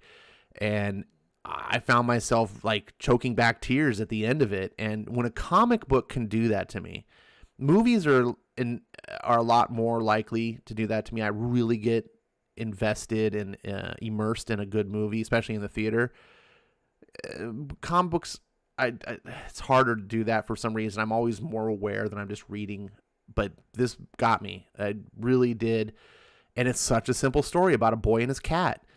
But that's the testament to how when Zdarsky is on his A game, he's one of the best in the business. I was not expecting it. Like you, it's making me question my decision to not get Stillwater, because I'm like, oh, there's more of this? This is not even the main book. This is an outtake story. So I'm very curious to maybe now go back and revisit Stillwater, maybe pick up the first trade, check it out. Absolutely. And to cap that all off, so, you guys are looking at the pages if you're here live with us on Ash on Comics YouTube channel. And thank you for everybody that is live with us and everybody that's participating in the chat. Skinny, Zach, we appreciate y'all. Anybody who is listening after the fact, we appreciate y'all as well, especially if you're listening to the podcast. But come check us out live. If you're with us live or if you're watching, you see the About the Creators section that's on the back of every one of these. Chip Zdarsky has the best one, and I'm going to read it real quick. Chip Zdarsky writes and draws comics. Sometimes they're spooky. Sometimes they're funny. Sometimes they're good. Sometimes they're great. He's the co-creator of Sex Criminals for Image Comics and writes Daredevil for Marvel. If you see him at a convention, don't look him in the eye, or you'll fall in love. Such a weirdo. The best way. Such a weirdo. I love it. I love it. So, like, you get this heartfelt story, and then you go, but that there is like this connection, and we hear it. Some of the funniest people are some of the people that like have like the most deepest perspective, and and also sometimes some of the saddest people, and can go to those depths of emotions and thought and philosophy and sorrow and all that stuff. So to get all of that heavy weighted story and all of that stuff, and then I go over and I freaking Chip Zdarsky's right up, because I read everyone's. I was like, you're such a, and he's sitting there and he has like this terrible white wig on. He's looking like Alan Moore with some sort of like old medieval like cap on his. He's just so damn ridiculous. But anyway, that was the end of issue number 2. Issue number 3, Skybound X number 3. Ash, I enjoying what I've read of Murder Falcon and enjoying the streams of Daniel Warren Johnson, because I'll be damned if he just isn't one of the chillest, coolest dudes in comics right now. I had to get the Murder Falcon cover. Which cover did you get for number 3? Now, let me tell you here. I got on the Art Adams is my favorite artist of all time. Okay. His modern stuff is not as cool to me as his more classic 80s and 90s stuff, but obviously he's still great. And when I saw that he was doing a Skybound X cover, I was like, it's a no-brainer. But I also like Daniel Warren Johnson. In fact, I think I want to like Daniel Warren Johnson probably even more than I actually do like Daniel Warren Johnson. I'm like, but I'm trying to be a fan, and I think Murder Falcon is cool. And I already had the alternate covers, and so I was like, you know what? I'm gonna go with the Murder Falcon cover over the Art Adams, and that's the one I got. Yes. So It's a cool cover Heck, too. It's a yeah. very cool cover. It's such a damn cool cover. Hopefully, I'm putting the bug in here. Hopefully, we end up reading Murder Falcon because what I've read so far, I think would be a cool book, and I feel like the Is it? tone of it I is thought it was so over. similar to Ultra Mega. I mean, it is over, but we've read some books that are Oh, over you're okay. I still, gotcha. We'll looking talk more good. later. Okay, I gotcha. We'll talk more later, but yes, Daniel Warren Johnson is currently my Scott Snyder of the chill dudes that you want to like in comics. I like him and I like his comics, so I'm digging Daniel Warren Johnson. My Beta Ray Bill I haven't read yet. I'll be transparent about that, but we are on chapter 3 of Rick Grimes 2000. Rick got given some nanites, so he's getting all repaired and stuff like that. Lori puts the gun to the governor's head and blows his brains away, picks up Michonne's half-crushed skull, brings it with them. It's not fully known if she can be revived or not with the nanites because you have to like have brain activity XYZ. But anyway, within this, Lori takes him underground to where the bunker is, and we get caught up with how there's defenses within the city. There's I think that's Rick's son down there. That's Carl. That's Carl. Carl. Okay, that's Carl. That's Carl. Carl. Where's Carl's Carl? down there on a hoverboard. And we get taken through. Now you get like there's literally 13 panels in one of these pages, so we get taken through a range of, kind of almost like a time lapse of everything that's going on. Rick a little more established. 2 weeks in, it seemed like, and then finally when it seems like they're all is well and they're getting ready to maybe take on the next mission to kind of further securing themselves and making as good of a world as they possibly can. Freaking Green Goblin Negan shows up on a freaking hoverboard. I love that split in line. half. Did somebody order a Negan? It was so ridiculous. Just out of nowhere. Boom. Like a RKO, completely out of nowhere. Goes around and is just tearing everybody up, tagging people, hitting people in the arm, breaking their arms, breaking the skin. He throws Lou and Seal up in the air. Lucille combines together. The lightning that he was using as a power comes together and ends up being the barbed wire around Lucille combined to be the bat. And now Negan is posing the next current threat. He is armed with so much power. Ash, Nice it's all yours. He-Man reference here, by the way, Kirkman. By the way, Kevin Smith, this is how the Sword of Power was actually split. It was split in half like a sandwich, and the two pieces go together like you see here. Not like whatever you did in your show, but that's just one old He-Man fan to someone who apparently didn't like He-Man. Anyways, I love this. Dude, this scene here where just Negan is out of... You flip the page, you're literally going from like a sex scene where Rick Grimes... Dude, what's going on, Rick? You literally just were reunited with your wife, and then she died, and now you're with Amanda. Is it Amanda? What's her name? It's Andrea. Hey, Ash, life happens fast, man. I guess so, man. You're just like, oh, wife's gone. Andrea, you're back. Hey, look, you don't have much to live for in the zombie apocalypse, so I'm not going to judge. But then just you flip the page and it's like, boom, did someone order a Negan? I was like, I mean, to the subtle references to pop culture. I mean, look, we get the Back to the Future 2 hoverboard. You got Carl with the Terminator 2 eye. He's got the He-Man. All of this, Luke, we got lightsabers. I love that. I didn't discover it right away, but as you read more and more, you start realizing that Kirkman isn't just doing fan service to his stuff. He's doing fan stuff to all the things that he probably loved growing up as a kid, and just is throwing it in here as one giant freaking sandwich with all the freaking toppings, just smorgasbord. It's just, and again, it's the absurdity, the bombastic nature of it. You're just like, I can't wait to see where this goes next. It's so fun. Those comics are really fun like this. It's true, man. Like, it's just a freaking ball. I'm up here. I'm just like, same thing. I flip the page. Did someone order a Negan? I'm like, what in the world? Not to mention, like, again, if you guys are watching after the fact or watching live with us, but if you're watching it all, like, you completely, like, not only do you get the hoverboard, the Green Goblin hoverboard, but you also get like the color palette of Spider-Man with Negan having like the primary color blue, primary color red, like scarf with like the blue like neck thing, Oh like yeah, or I excuse didn't me, catch the that. blue chest plate. Yeah, like so many subtle references, and of course I'm sure Ryan Notley was like, "Hey, let's do this with Negan," him drawing Spider-Man and all. So like, and even like when Negan's holding the bat, like you even see like the web lined, kind of, gloves that he has on. So like just so many references. But yeah, this was just freaking a crap ton of fun. Like it's so I think it's on Mark of Genius, definitely a huge show of talent, like high level talent to have Negan be the polarizing character that he is in a completely different book with very different context, and then to find a way for him to be just as polarizing, and you can't take your eyes off of him, and him have just as big of a bang in this book, with some completely different, or at least like different enough context. So again, just like ah, Kirkman, you know what you're doing. That's why you're the consummate comic book writer. So it was just awesome. Yeah, I really enjoyed that one.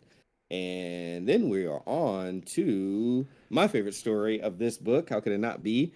Murder Falcon, Those Days. So again, to be transparent, I have not finished the Murder Falcon book. I think I got at least two issues in. I know I at least got 2 issues in. And I did buy it in a trade form, so I don't have the floppies. But I am also a musician and a guitar player, so for like to be basically inside of a guitar center where there's like a list of songs that you're not supposed to play, and if any of you have ever gone into a guitar center before, you know that there's people in there, either trying like showing their chops, trying to play some Steve Vai or Yngwie Malmsteen or some blues riff, way too loud in there, or trying to play some other song. So I love, the Wayne's World style of like, you can't play that in here. But anyway, here comes a big old van crashing through, and it's Jake and the Murder Falcon, and they're tracking, another monster, and they find that it's underneath there. And right as they find where it's coming from, it starts coming from below the floor. And of course, the shop owner dude's like, "You're destroying my shop." And freaking like no time to waste, Murder Falcon jumps out. Jake starts playing his metal. Murder Falcon starts beating up some freaking monsters.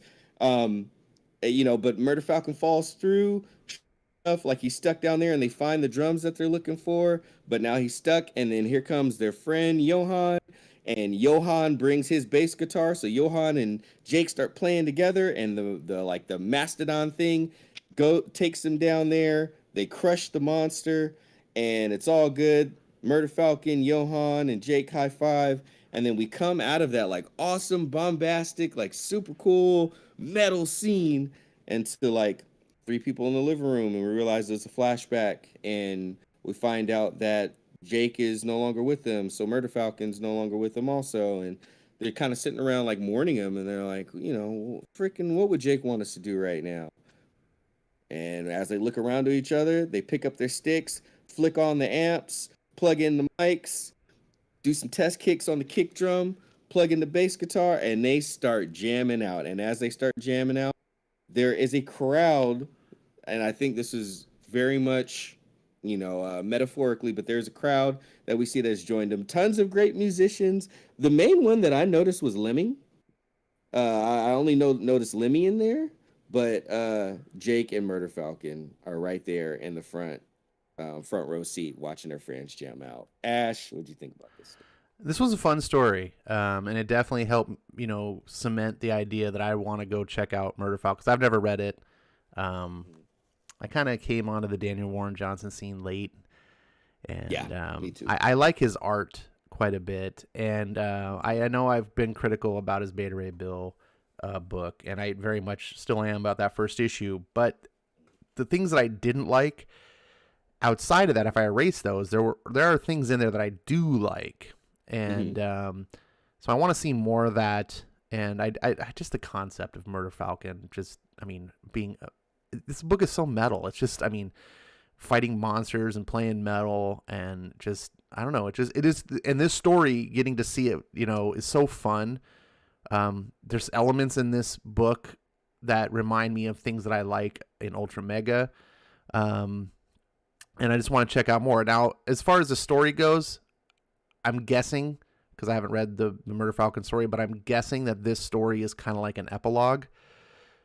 So it plays off that way. And so I feel kind of like with the Birthright that after I read Murder Falcon, I'll come back and read this and it'll have more meaning to me. But it was still fun to read all the same. Yeah, I fully agree. I've already made some remarks on it, but I love guitar. I love music. I love sound. I love sound first and foremost, but I really love music and I love playing guitar. And I just like when I've been in bands and like done a lot of music projects, and there is something that's so very special about like literally being like infidelity sonically with the group of people. So like I already am a team player and I like team sports, but like there's something about doing it sonically where the way that you're talking to each other for the most part is through your instrument.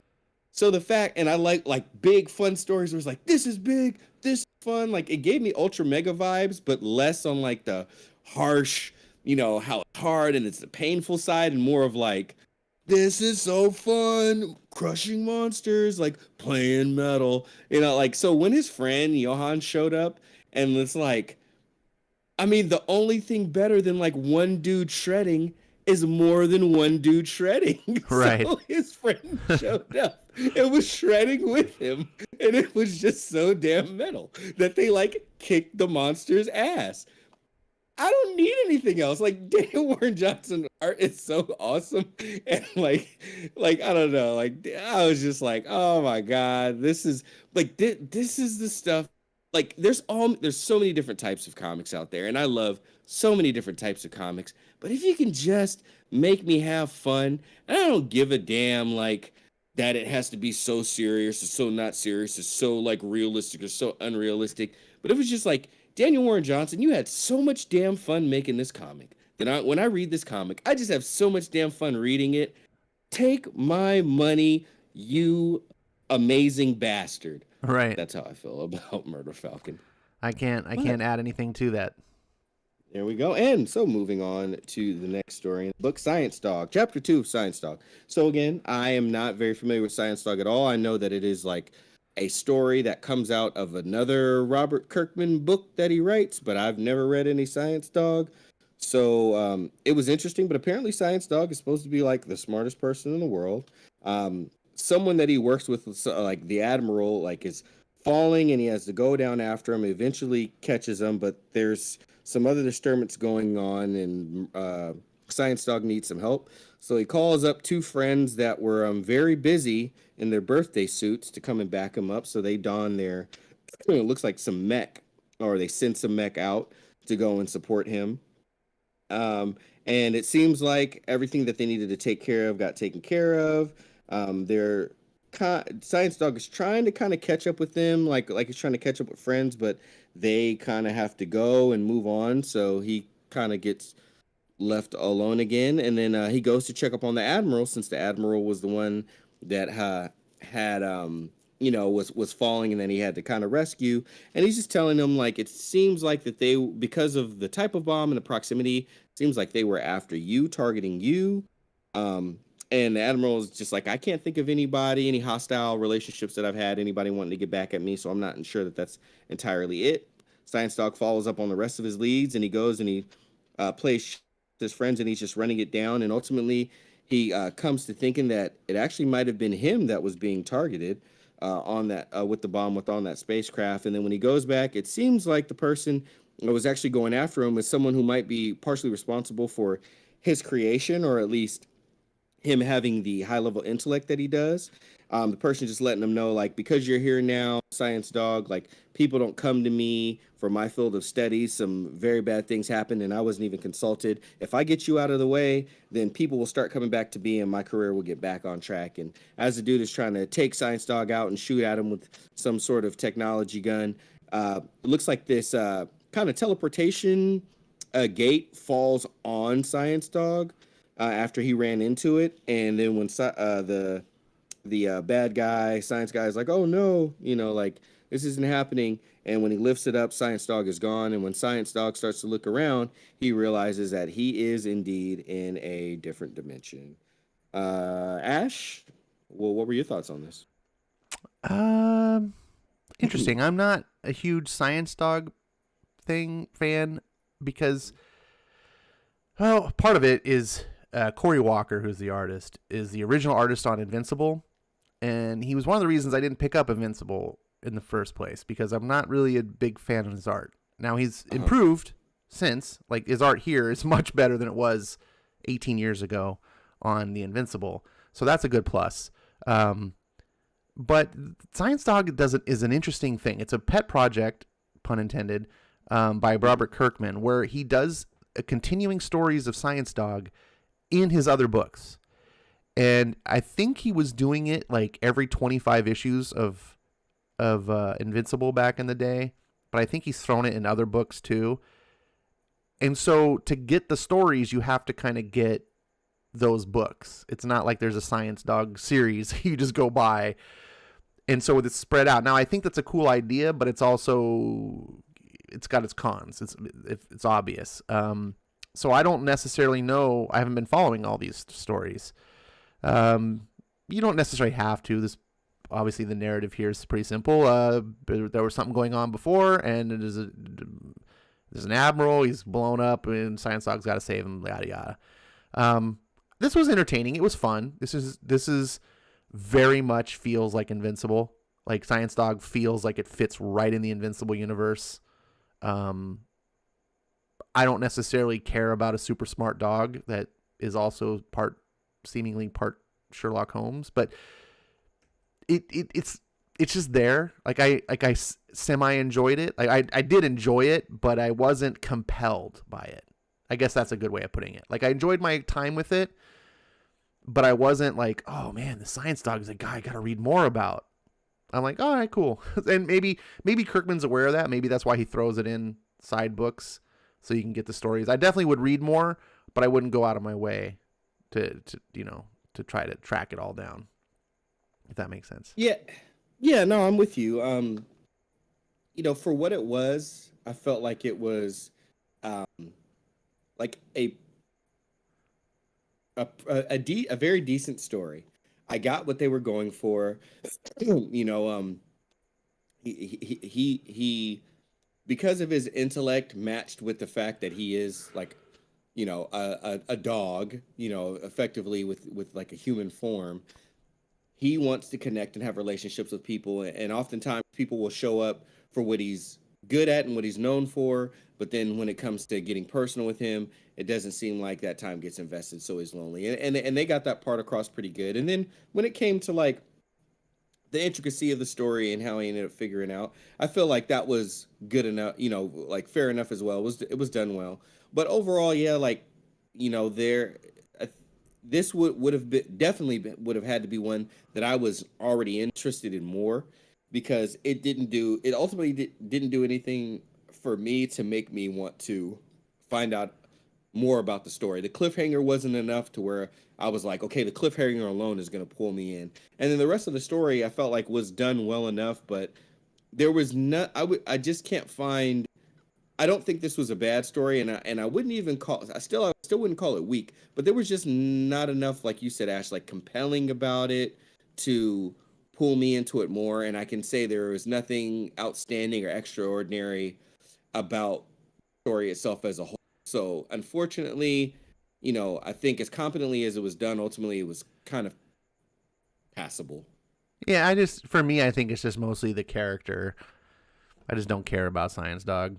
So it's like, yeah, it's a fine, fun story. Like I said, if there were more, like if this story was longer, I would keep reading. I was interested, wasn't bored, but after it was done, I was like, all right, like I don't feel like, oh man, I need more Science Dog in my life, But other people may just, have different feelings. If and I'm a dog person too. That's really weird. You would think.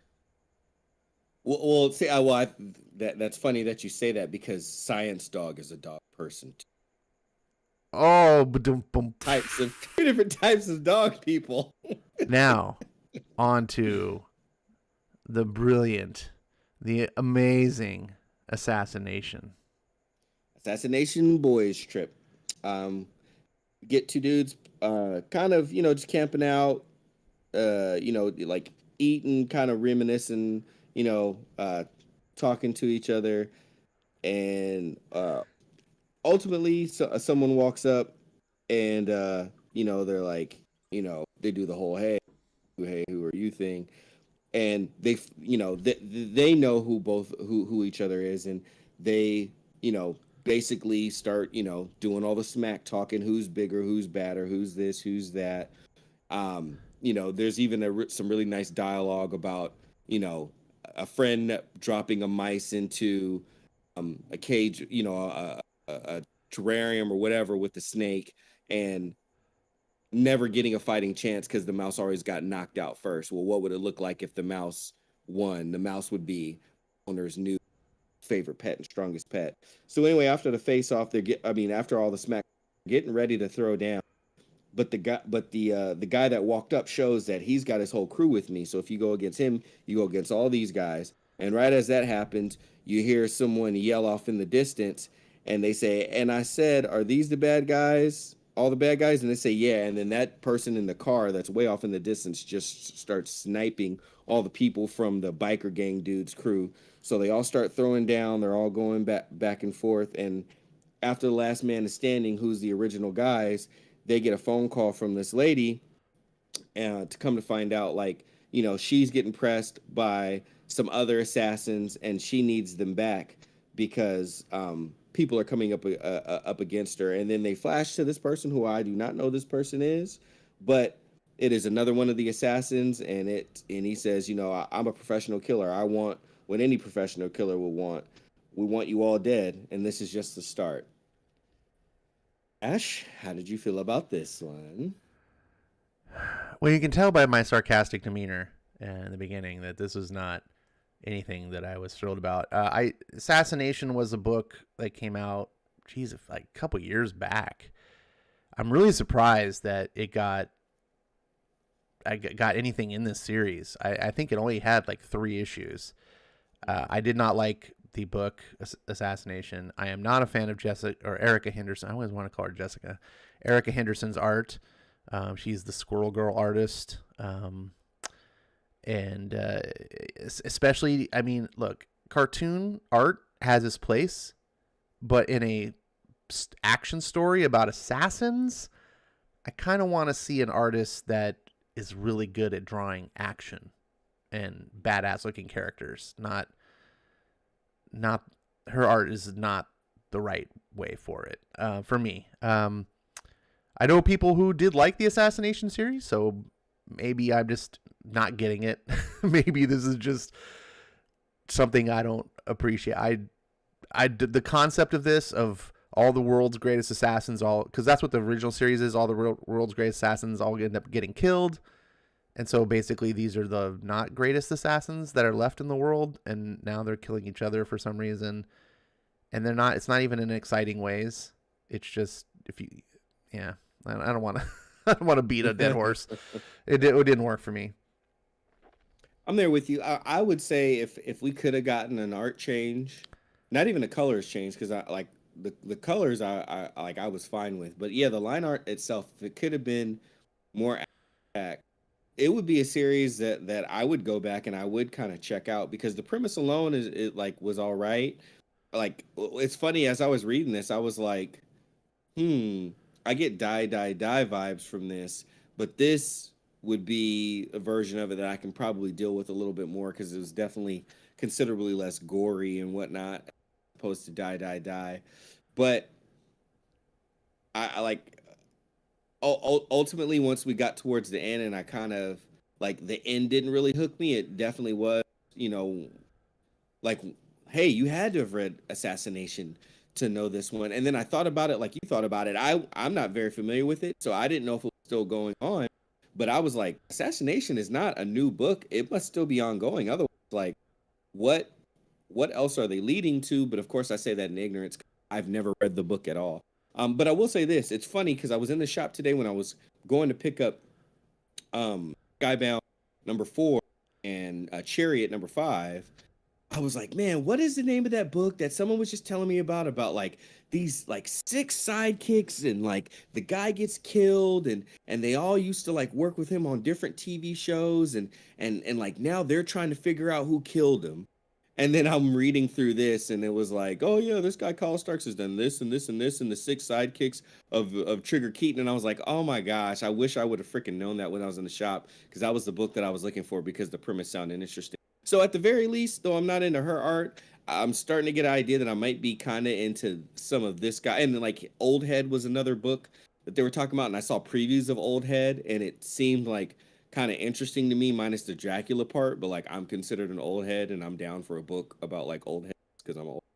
So I was like, maybe this guy Kyle Starks is someone that I'll get into a little bit more. But other than that, the story, you know, ultimately it wasn't fulfilling, but at least it got me interested in Kyle Starks a little more.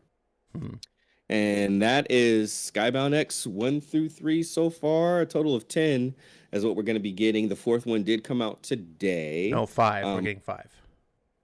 Oh, 5? I thought it was. You 10. think you would think you would think, wouldn't but you? it's 5. Okay, well we're getting 5. So maybe we'll be discussing the fourth one that came out today and the fifth one that comes out next week. Maybe we'll be discussing those later. But for now, they've been pretty enjoyable, and I am very glad that I ended up getting into the series. Next issue 4, which came out today, does feature a first appearance. New book, Sea Serpent's Heir. I had known nothing about it. It could totally suck, could be great. But for those of you out there who are interested in getting new things or speculating or whatever, Sea Serpent's Heir's first appearance is in Skybound X number 4. Indeed. And since I did pick it up, I do want to say, I know I'm sure we'll talk about it again next time, but I am a fan of the art from Excellence, though I couldn't stick with the story because I'm just not into magic in that way and like wands and stuff that much. When I was reading it, I was surprised at how compelling of a story it was. And I really enjoyed the art. And I ended up I found another Excellence number 1 that I picked up a few weeks back. Because I ended up giving mine out because I wanted people to read them. I was like, oh no, check this out. But Visions of Excellence, I ended up getting the Excellence cover for number 4. Cool.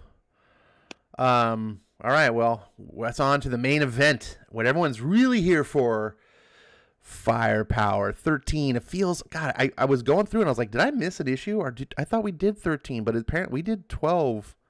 Like a while back ago. It's been a while. Yes. And so I guess 12 was kind of the big finale to the last story arc, if you guys remember. So this is kind of starting, not fresh, but kind of, you know, it's kind of like the sequel. If these were movies, this would be the sequel, starting of the sequel movie. The last movie ended, and now we're revisiting these characters. And as you can see here on the cover, the kids aren't the same age. A little older, or at least it's summertime, and they both got their growth spurts during the same summer.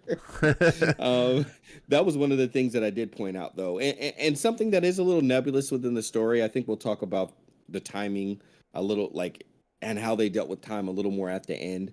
They were very specific about time shifting before. This time around, it was a little more loose. But when we did get the preview for cover of 13 back at 12, that was something that we discussed, how both the son and the daughter, Owen looks the same. He's in amazing shape. But the son and the daughter, they both did look like they had aged up a little bit, not only like physically growing, but also like their clothing styles did too.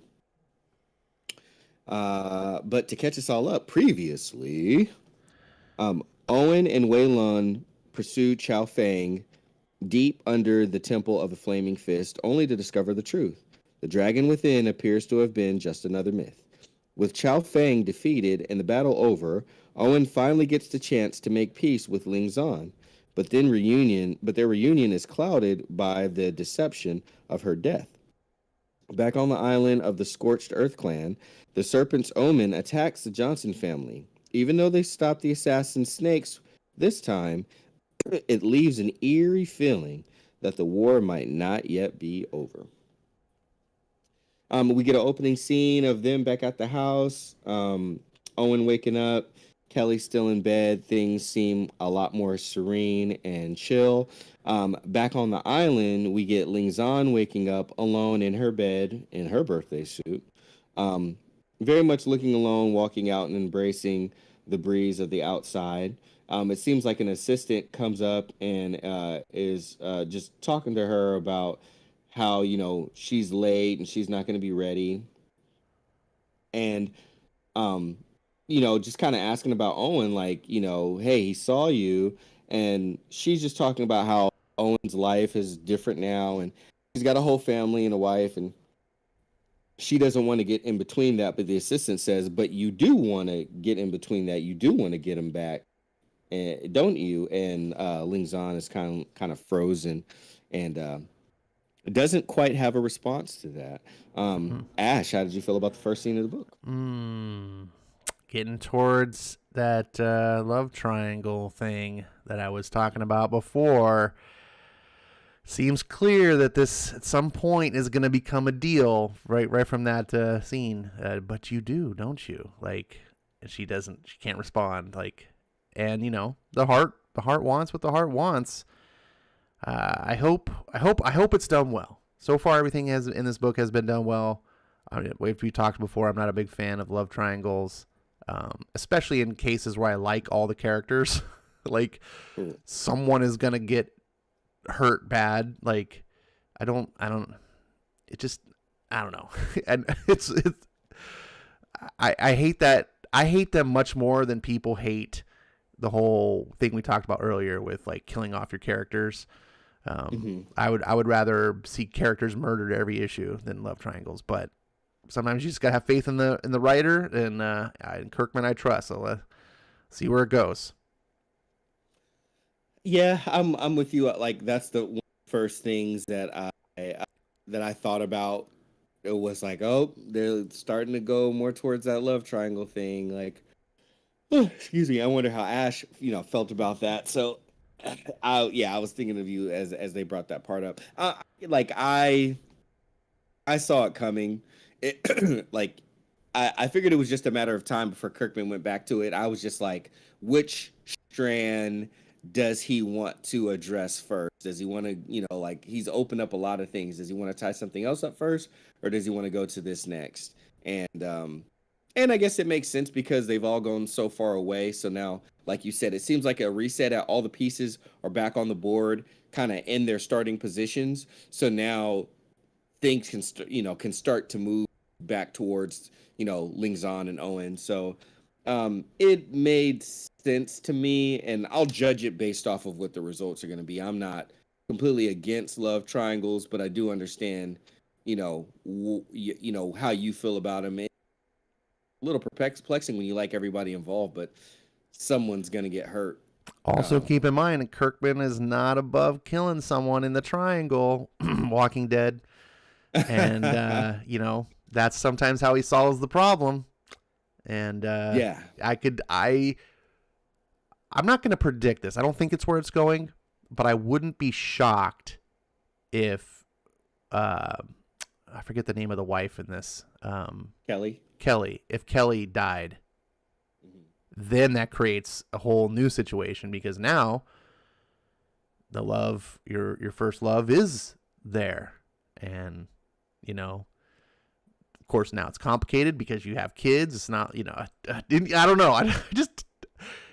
There's so much potential to throw things into a mess that, like I said, if he's a good writing, can get around that. So I'm not going to dwell on something that hasn't happened. I just want to see the son and the daughter fight against the dad and his side chick as like the big bad at the end. It's like the family is broken up. The kids have turned on their father. Oh. You left mom. No, I'm just kidding. I don't want to see that. But I think Ling Zan's going to die again, and we're going to see the body. That's my prediction. I got a feeling that could happen she's going to sacrifice herself for Owen, and maybe even for Kelly, so Owen stays happy with his wife. That's what I foresee. That could definitely happen. But as we move on to the next scene, there's a big yell out there, guys. snakes. And Owen goes in and runs into his daughter's room. And it seems like she was just having a bad dream. Nothing there after all. Kelly, the wife, runs in after, but he calms her down and lets her know, like everything is fine. And then she doesn't want the additional help of her mom, so kind of breezes past everybody. We go over to the grandparents' house, and they're having just a normal morning, but grandpa seems a little distracted, not completely himself, and he's just talking about how he misses the dog, and whose name is Peanut Butter. Great dog name, right? So Owen is kind of saying bye to his wife as she goes to start her shift on patrol as a police officer, gets in the car with her secret ninja partner, and they kind of head off on their shift. And then we go back to the island, and on the island, we catch up with Master Wei Lun. He is instructing the students. They are going through class. He's talking about how he has to turn their aggression that makes them sloppy piece and have them be more methodical and neat. And he's going to help them get through all of those things. So the students are following in line for Master Wei Lun, and I'll wrap the kids one up in this too. The kids are back at school. Life is kind of returning to normal. The daughter sees Tyler, her name is Haley. She sees Tyler, who was that boy that she wasn't supposed to be with when they got attacked earlier, and then they had to rescue him too, and then they ended up sending him off back to his parents. So he catches up with her, and no one believed his story because they also ended up covering his story up with something. So no one believed his story, and he kind of brushes Haley off. Haley walks past the brother, and there's this big dude who is kind of talking crap to him, telling him about the crazy thing, and the guy ends up pushing him. And then the dude is trying to bully him, and he's like, "Hey, what are you gonna do about it?" And then the boy takes his stance, and he's like, "You'll see." So Ash, how did you feel about kind of seeing everybody kind of back in their places and where they're at currently within the story? Well, as you can see from about this point in the book, as you're reading, this is about part where I got realization of what this book was, this particular issue rather. This is a reset in a way. Like we just had this 12 issue arc of story that built up to big action, and this is just getting back and putting the characters back in their places, putting the pieces on the board, if you will, to have like a board game term, and we can set up for the next thing. And we got to remember who these characters are. Kirkman is one of the things I love about his writing is he's very character oriented. And when you care about characters, whatever stories you write about them are just that much better. And he really does. You need issues like this, in my opinion. I love all these characters. I love the in-laws so much. I wish they were my in-laws. I love the dog. Of course, I'm a dog freak. I like that the kids. We've seen the kids have aged. The personality is he's still nailing it. Like they feel like kids their age. They don't feel like adults talking out of a kid body, which is what I see a lot of times in comics. We get to see Kelly reunite with her partner, and it's just all basic stuff. If you were to pick this up as your first issue, you'd probably be like, why do people like this book?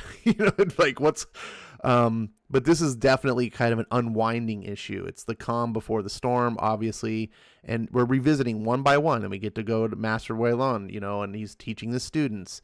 And then it appears that they're in high school.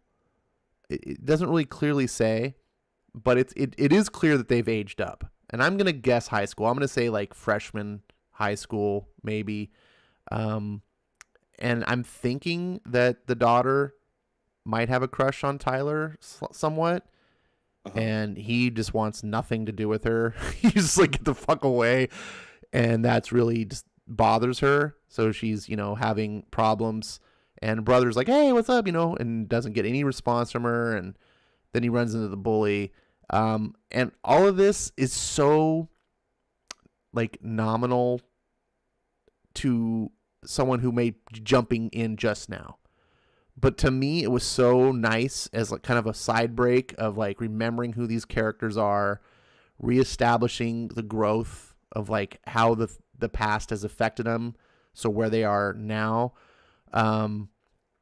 This part hooked me too, where we got to the bully, who is clearly, I mean, Samney doesn't waste any time like disguising, like it's like draw typical bully.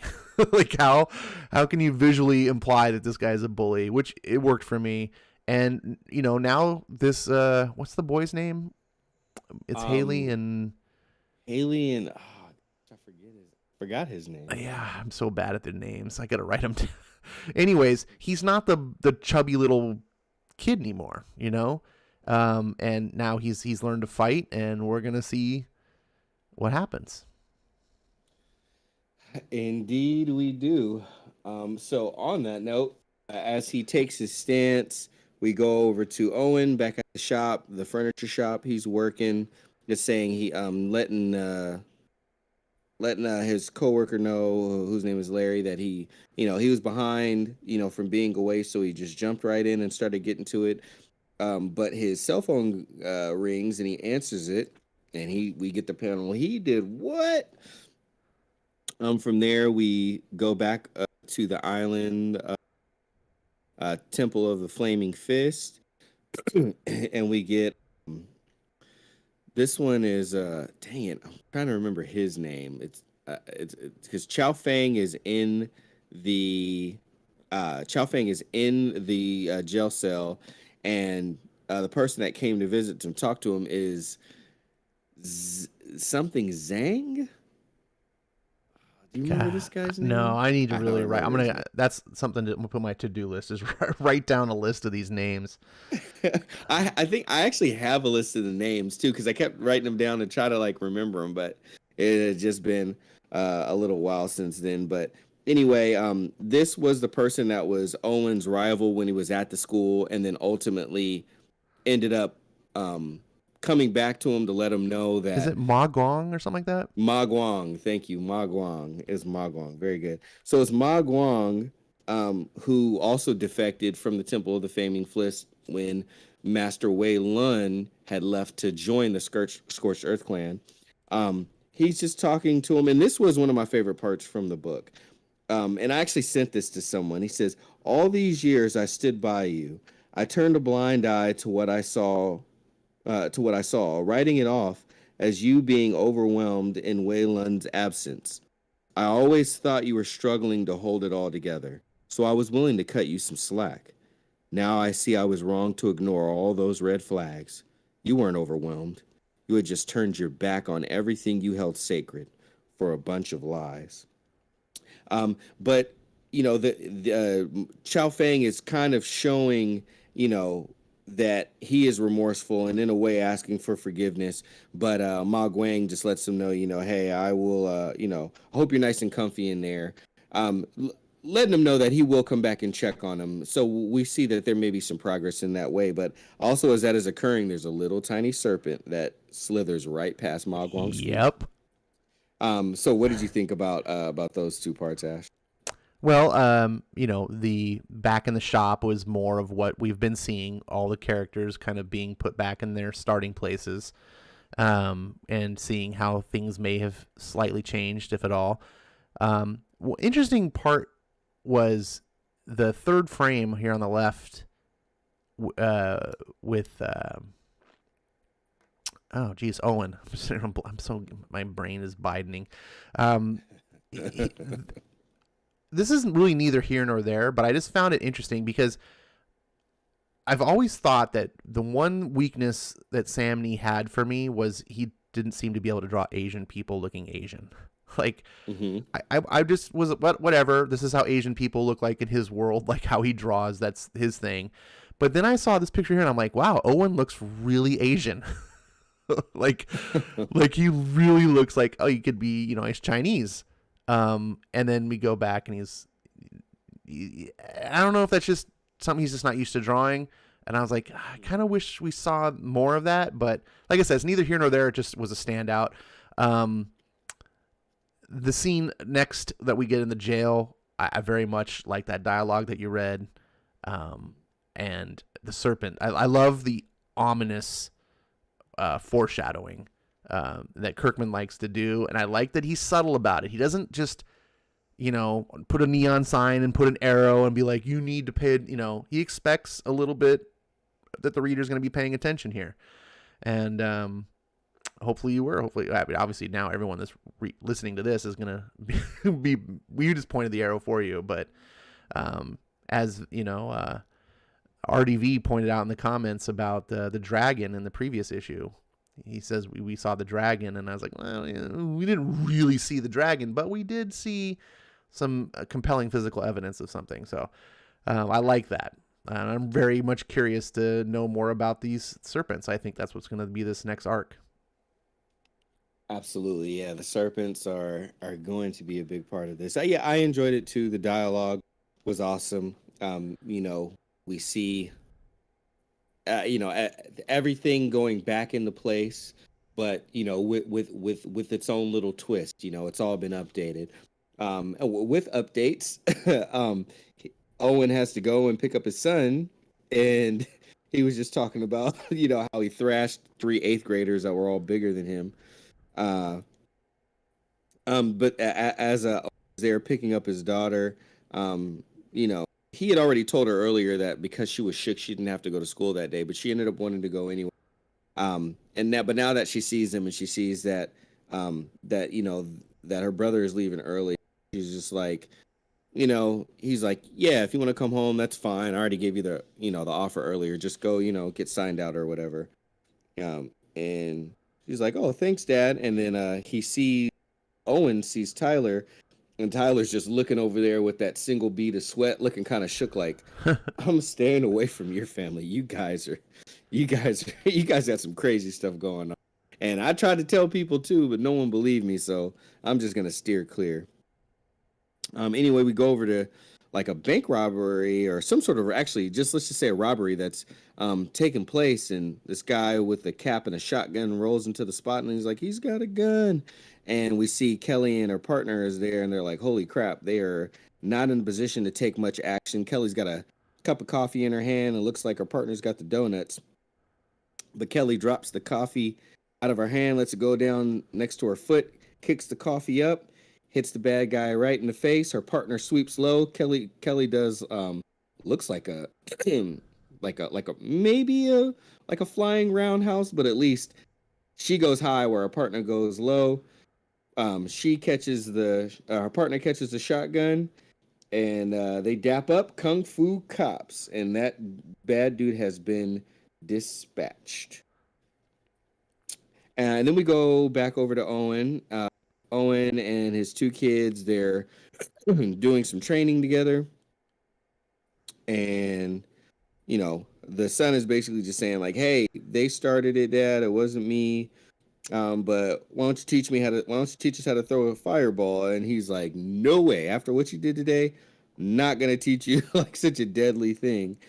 And, the daughter, Haley, she says like, I just feel safer if I knew how to do it. So he sits down and he starts going over like, he's like, I don't know exactly how I do it, but I'll tell you like the sensations and such that I feel that kind of like got me to throw the first one, and going over it with them.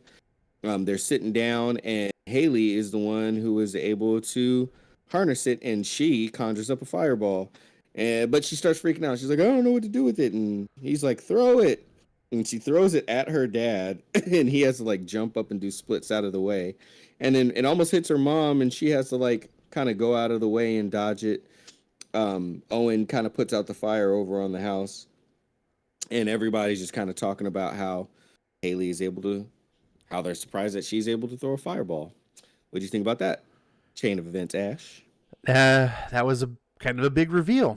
Not necessarily super exciting or anything that I would have expected, but I guess that's what reveals shouldn't be expected. I was the kids being able to, well, one of them at least at this point, being able to do fireballs. Yeah. Going back to talking about the cop scene, I think this was a coffee shop, like a Starbucks is my guess, type place. That's why they had the coffee. That's why people sitting around with their laptops is my guess. And that's a really great panel there of the coffee hitting the guy in the face. I mean, that you can just feel the pain oozing off that panel. Mm-hmm. The Kung Fu Cop scene was fun. A little dorky, but kind of fun. And then, getting back to the kids training, one of the things I really enjoy about this is the little subtlety details that Samney puts in the art that a lot of artists don't consider important. And in truth, it's not really important. The scenes would have still conveyed the story without it, but peanut butter in this whole scene is great. And it just adds more. It's like putting the sprinkles on your donut. You don't need them, but it's nice that it's there. And as a dog lover, it's fun to see those type of things. And she's just manages to be, and it's subtle. And the second time she appears, she's in the background chasing the fly. And then in the third, when counters a fireball, just, she's looking for something. And I like to when I go back, I didn't notice it the first time because I was focusing on the parts of the story, which is the actual fireball and the lecture and the talking that Owen is giving to his kids. I wasn't really paying attention to all the details. So I really do appreciate when artists can throw stuff like that in. And it's, especially important when she throws the fireball. I love how, what was the boy's name again? Haley? Tyler? Haley. No, Tyler was Tyler her was brother. The friend. Are you talking about the son? Oh, I can't remember his name. Come on, chat. You're supposed to be helping us out. Anyways, the brother, he grabs the dog.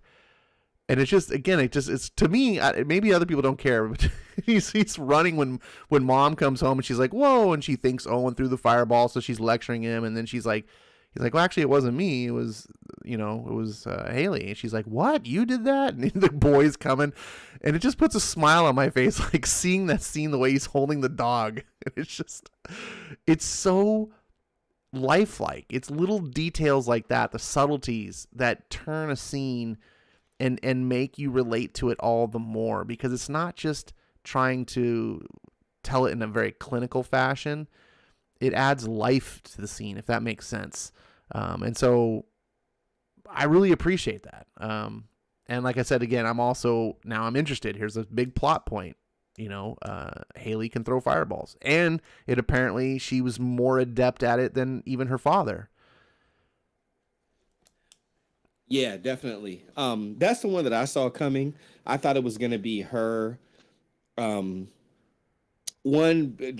because it was two males, two females, and because Haley is older, I felt like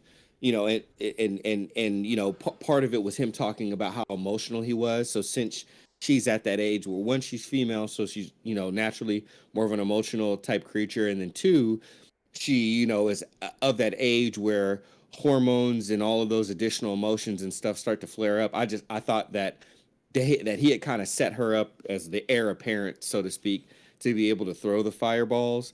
And then plus, now that puts one fireball thrower in the adult group for him and Kelly to be together, and then one fireball thrower in the youth group. So that way, Haley, between Haley and her brother, now that they're both formidable fighters, if they need additional firepower, Haley can, provide some of that as she, gets more and more familiar with the firepower.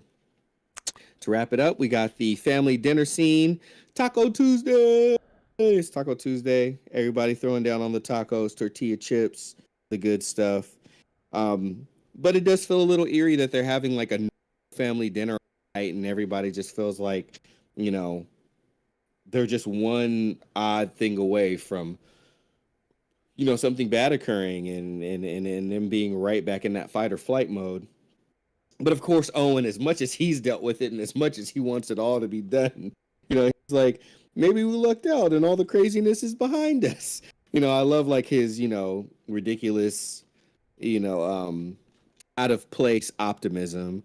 But from that, it's a page turner. We flip over to the next page and we see Chow Fang, with kind of almost turning. Looks like he's getting bit right on the collarbone by that serpent going up his arm, and his eyes turn yellowish green, just like the very first lady that we saw be part of the serpent's omen. That lady that got ran through with the sword, that was like dangling from the sword, in that home that they had fought in. And that is the end of issue number 13. Ash, overall thoughts. The taco night was funny. I'm a big taco fan. It's not as much as a dog fan, but close. It's interesting how they, little foreshadowing, you know, they're sitting there talking about like, you know, so I'm not the only one, right? Who else feels like someone is going to attack us at any minute? Oh, I'm surprised we made it this far. Yeah, me too. And, you know, it's just sort of that whole like, yeah, you know, like what they've gone through, and, you know, their enemies are not the kind that like make an appointment and say, hey, meet us outside. You know, they're the kind that strike from the shadows at any moment. And that'd be crazy on your nerves to think like that, like at any time. You know, Owen just is like, oh, well, maybe we lucked out. Maybe everything's, you know, all the craziness is behind us. And then that's where you get the big reveal thing where Robert Kirkman is like, no. The craziness is only just beginning.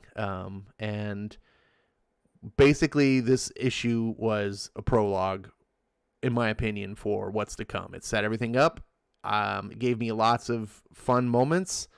I very much enjoyed it. It kind of reminded me of back in the old days, the way Claremont would write X-Men, and he'd have all these big adventures and crazy things going to the moon and back and doing stuff. And then every once in a while you get this little calm down issue of like the X-Men playing softball or something, you know, at the Institute. And it was just like, oh, and you could do that once in a while, and it felt good. It felt like it broke things up and gave you a nice change of pace and some good character moments. And that's what this issue did for me. What about you? Yeah, for me, I liked the reset. We had gone on enough of a ride, and it concluded, you know, enough to where there'd be some setup for next go round. But I like that the kids have matured more. I like that we have an additional member of the Firepower Club. It's going to be interesting to see. I think with Wei Lun, I'm the most curious, because there wasn't as much tension in his scene. Like, we quickly just see him, you know, having to deal with the students, but he's dealing with the largest number of people.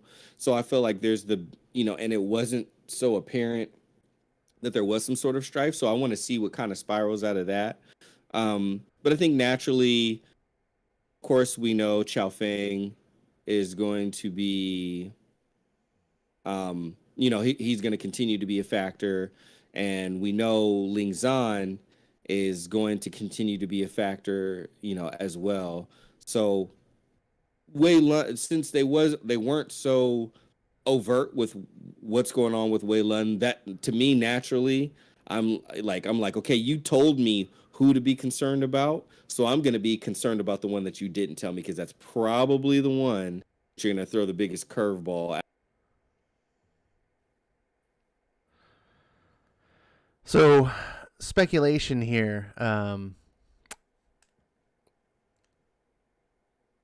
Is the Firepower bloodline related? Okay, so this is speculation time. I'm gonna say yes. This story is too rooted in family. It started with Owen trying to find out more about his family's past, and we are at the point where Owen, you know, is dealing with some of his past, but very much dealing with his own family. So it's so tied into family that I don't think we can divorce it from the main or the marquee ability of the book. What do you think? I'm thinking it's bloodline related too. I'm thinking that's the reason why Haley, I mean, there could be other reasons why she could too, but she's ability to conjure the fire, but Master Wei Lun can't. No one has been able to do it in like 1,000 years or whatever. And I think that there's a big piece of that story, because remember, Owen's parents came to the temple. Well, they came to the other. They were part of the Scorched Earth clan, and they attacked the temple. I am thinking we still don't really know what the dragon is. We've speculated about that in the past, but I think there's some connection either to Owen and the dragon, you know, because we've talked about before where the dragon doesn't necessarily have to be literal, right? Like Bruce Lee was called the dragon, right? There's different ways you can utilize that term, and you know, obviously the dragon in also is a mystical being in Asian culture, so there could be something to that, and that would explain obviously why Owen has mystical powers. But also I've been lately thinking is, what if Owen is connected to that first master? Remember the one that's a statue? And there's that's what I started thinking. But hear about this. What's the legend about that guy? The legend is that when the temple needs to be defended, at that time, that's when he will return. Now, what if it's a metaphor? Or it's a more figurative meaning? What if we're meant to interpret it as like literal, like the statue's going to come alive and he's going to return, and the whole time it meant essentially the spirit of him will return, kind of like a King Arthur sort of thing. What if Owen is the spiritual representation of that master, and the temple needed him most, and guess who showed up? Owen. And we're just being misdirected. My thought is that master, who's the last one, I guess, or whatever, through the fire, Owen's throwing the fire. Maybe there's like a connection here. Maybe he's like the spiritual return of that guy. I can see that. Like the second coming almost. And since it's from his bloodline, then yeah. Okay, Ash. I see where you're going. HR Goes Vocal in the chat says, my theory is that the dragon's blood runs in Owen's bloodline. Okay. And, so he's saying the dragon's blood as well. Yeah, and then RDV in the chat says his parents were killed because they could harness fire. That's why there was a scorch mark in the prologue. I don't know. Maybe. But anyways, that was my theory that I kind of started putting together, and I don't know. I think that would be a really good way of misdirecting, is by saying like, oh yeah, he'll return. But the best way to do things like that is always to have like a little bit of truth. So like you say like this will happen, and you say it in such a way that people expect it to happen in a certain way. And so when it happens in a different way, they don't see it coming because they're not looking that direction. Yeah, exactly.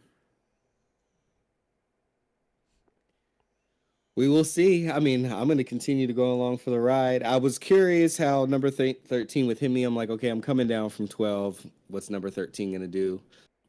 And like, it's just consistent, filled its purpose like perfectly, got me looking forward to the next issue.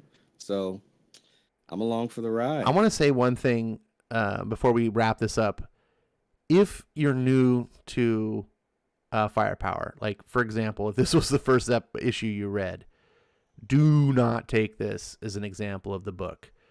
This is probably the worst issue to pick up as your first issue, simply for what we like, the reasons we described. This is more of a reset of the characters. It's more for the benefit of people who've been on for the ride, to sort of get that, you know, like if you've seen like the end of Return of the King, if you just watched the end of that movie where it showed all the characters and you didn't know the story, you'd be like, what the heck's even going on? Why do I care about any of this? That's kind of what this book is like. If you are new to Firepower, absolutely 100%, I cannot stress this enough, read the Prelude graphic novel first. They should have just called that issue 1. Giant size 160 page issue number 1. But now not to contradict that, I still think you should do that, but I used to be in the camp of I didn't really like Firepower #1 when it started off, because I read the prologue graphic novel and I absolutely loved it. It was one of my favorite things I read that year, absolutely bar none.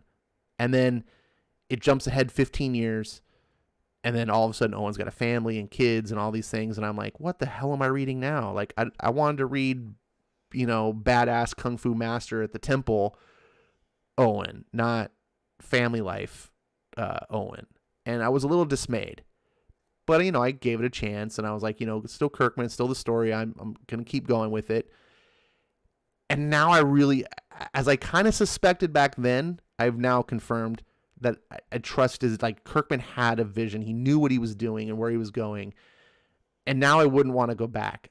The family moments of this series, I wouldn't say 100% are what make it for me, but I think they're essential for an ongoing long form story. For the original 160-page graphic novel, that's about eight comics worth of material. If that was just a one and done, that's fine. Like, there's more than enough content to just have Owen by himself and tell his story. But to tell, for however long this is going to go, 50 issues or longer, hopefully, I think we need more to it. And I really like seeing the growth of this family. They've really grown on me. And it's become one of the more refreshing parts of this book, that even the down moments like this, where they're sitting around having tacos, I'm entertained by it. What about you, Skip? What are your final thoughts? Yes, same. How well it goes back and forth between like the family ties and the family time, and how well that's portrayed, mixed with the type of action that we get and the conflict between the relationships that we get. It just continues to execute at a really a masterful level. And I'm not even saying that it itself is a masterpiece, but between Samney and Kirkman, these are masters of their craft. So the result feels just like that, and they just don't let me down. I never worry about my money when I'm spending it on this book. I know what to expect, and they give it to me every time. I told someone that I was like, this is like getting, like a little bit above like mid-tier burger. Like, I know what I'm paying for, and I know when I go to this place, I'm going to get exactly what I want each time, and that's what they give to me. So I have no complaints. It's very good, and I only speak highly of the book. And Samney's art just seems to be getting better. Yeah, like definitely. He's doing that thing that I love about Sean Phillips. He's able to tell story through body language in the characters, like the scenes. He's able to show, and so the writer doesn't have to tell. And there's some really great moments throughout these books where the facial expressions and the body language and stuff communicates, and I'm so glad that we didn't have to have the writing go in there and work as a crutch because the artist isn't capable of conveying that information visually. And those are things that I used to overlook and just be like, I just want a cool looking action scene, but now I really appreciate that. Finally, RDV wants to make sure everyone knows that he still thinks Owen is an alien, that he's a Saiyan warrior like Goku, and that the dragon will grant them one wish. I don't think that's RDV. We'll see. I'd be surprised, but hey, they could do anything in here. But RDV, aka Backyard Moments, in the chat says, I think that Owen is an alien. He's a Saiyan warrior like Goku. The dragon will grant him. That's what I just read. That. Oh, okay. Sorry, I thought I thought it was one of your predictions. Oh no. That was of course. Leave it up to RDV to put something like that in there. But yeah, I'm going to continue to return to the book. It's a fun ride, and hopefully everybody has been enjoying going on that ride with us, and continue to show up. Feel free to be active in the chat. Give some of your predictions of where you think the book is going to go. Help us keep track of ours, because that's also like it's a little fun keeping score. Sometimes we hit the nail on the head. Sometimes we get it wrong, but either way, the journey is pretty enjoyable. Before we do get out of here, Ash, any indie comics, just some titles that you want to throw out, maybe share with the people. As Ash is doing that, feel free to throw some of yours in the chat because I've definitely learned a few from y'all out there. Oh, that's a really good question. Geiger has Mhm. has been doing it for me. Each issue is just getting better and better. So I absolutely recommend, uh, if you like, look, if you like Road Warrior or the Fallout video games or just a post-apocalyptic sort of like nuclear nightmare type thing, if you like that, then that's already like a hook for you because that's kind of the setting. But what Jeff Johns did was take that idea of like a Road Warrior type setting and then throw in a superhero with superpowers. And I'm like, oh, I don't think I've seen that done before. And of course, I'm just buying because it's Jeff Johns and Gary Frank art. So I'm like, these are two great talents. I'm just going to see what they're going to do. And it's just a cherry on top that they happen to have that setting, which I'm predisposed to like. I very much have been enjoying Noctera. It's a strong world building type of story, a bit of mystery about the planet's gone dark and there's monsters. It's like a horror thriller. Scott Snyder reminds me a lot of the way he writes is a lot like the show Lost. Unfortunately, the show Lost could be really, really good and sometimes not so really good. But Noctera has been fantastic. The whole concept of like what is actually going on, it keeps me engaged. What are some other books? I wrapped up Birthright. It had the last arc on Birthright is really just one giant epilogue, but it was really good to kind of put that bow on it. It's a fantastic series. I highly recommend going back and picking that up through the trades if you like. It's epic fantasy with a capital E on the epic. It's nuts. What else am I really liking? Usagi Yojimbo continues to just be the staple. Like it's been good for so long that it almost like you don't even care that it's that good because it's just like, oh yeah, we just expect it to be awesome. And I just found out last week that it was put up for an Eisner or won the Eisner for best ongoing series. Not that I give a lot of credence to the Eisners anymore, but hey, they gave it to Usagi Yojimbo. So I love that book. Oh, and then Ultramega's on hiatus, but I will absolutely am dying to see where that story goes. What have you? What's been on your radar? Quite a few books, but I'll just name a few. I continue to enjoy Compass by Mackenzie Walker and Greenwood, Justin Greenwood. The issue number 2 came out. This is a true story. Like this is a real story. This is like you go and you like you go and you grab that dust book off the shelf and you're like, what is this? And you crack it open and you start reading and it's just a tale. It is just a tale's tale, a story's story. And it continues to be really interesting and fun. Wrapped up Chariot number 5 came out today. Apparently I ignore majority of Ash's messages in the Discord, and I didn't realize that he had posted that Chariot had gotten option for a show. So congratulations to Brian Edward Hill. Luckily for me, this issue number 5 I was able to get because last time something that I was reading got options, I didn't get the book, or I should say the cover that I wanted to when that happened with Stray Dogs. But yeah, prices for a Chariot are already going a little bit on eBay because it got option for a show. I do really enjoy the way that it ended. Where issue number 3 was a little bit of like, I'm not sure. Issue number 4 was like, hell yeah. And then issue number 5, the way that it ended was perfect for it to put a cap on this and then possibly lead to other things. So that was really fun. And next to that, the number 6 was perfect. I don't know if I got opportunity. Perfect way to wrap up that series. It was essentially an Ice Cream Man issue, but just in the haha universe. But there was a lot of things from previous haha issues as well. A lot of Ice Cream Man issues that tied into that, especially since the clown in that story originated in Ice Cream Man issue number 8. So that was really cool to see a lot of those Easter eggs and those things tie in together.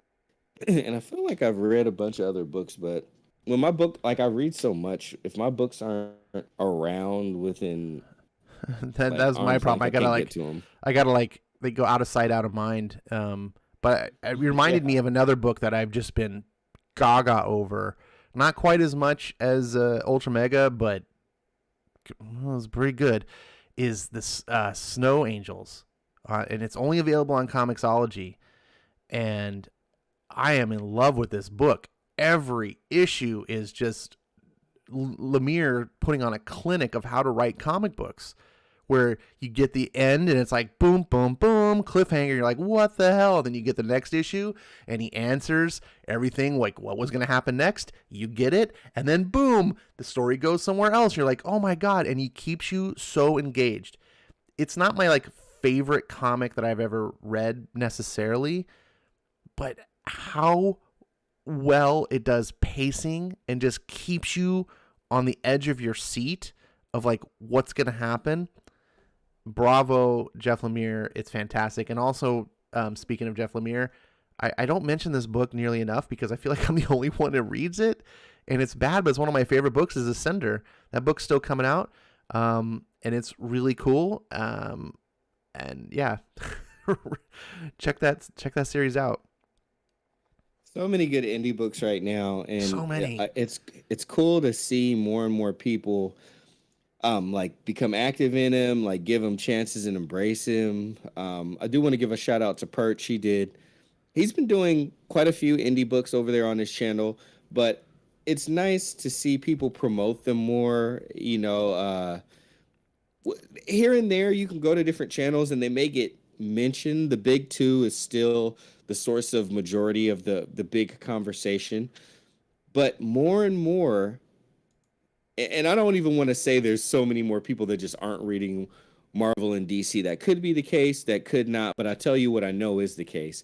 People have been reading indies, and more I feel like people are reading indies. And now what me and Ash wanted to see happen, part of what had us start the show, is that more and more people are starting to talk about these indies. And that's very exciting for us because that means that we'll learn about more cool indies that are out there. And we'll get more really good indies created by more and more really good creators that are starting more and more imprints and finding their own stable of artists and writers and giving them new chances. And people can tell stories unchained by previous continuity, or maybe if they have to respect that, hopefully they do. But at least it's not strict editorial. It's a lot more freedom for them to be creative, and we get to enjoy those. We get to inherit that. So I'm looking forward to all that's going on within the world of indies. Ash, any final thoughts before we get out of here? No. I think that's a perfect way to wrap it up.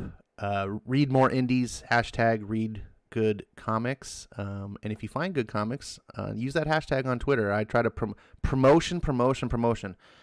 One of the things, especially in the indies, but all comics in general, is they don't get promoted unless your name is in your book is I Am Not Starfire. You're not getting promoted. And some of the best books out there people don't know about because they're not being read. People aren't really talking too much about them except in small circles, and they're not getting noticed. And if you're like me and Skip, you've come across books where you're just like, oh man. And once you see how good a comic can be, it's so fulfilling. Like, look, I'm okay reading average mainstream comics. That's all I hope for is matter. If you can just make your comic good enough to be average, like a Spider-Man or Batman, that's fine. I don't expect earth-shattering writing in those books. Just give me decent. Like I'm going to McDonald's, just don't mess it up. I'm not, But with indies, you start reading some of these books and these people are doing some works that are like their life's work. These are maybe a story that they've been working on for 20 years because it's their baby. And you're getting things that you're just like, wow, these are amazing. This is how good comics can be. So share that out there because people don't know. And that's all I'm going to talk on forever. Thank you guys for joining us. This is probably our longest show that we've ever done. Believe me, that was not the anticipation.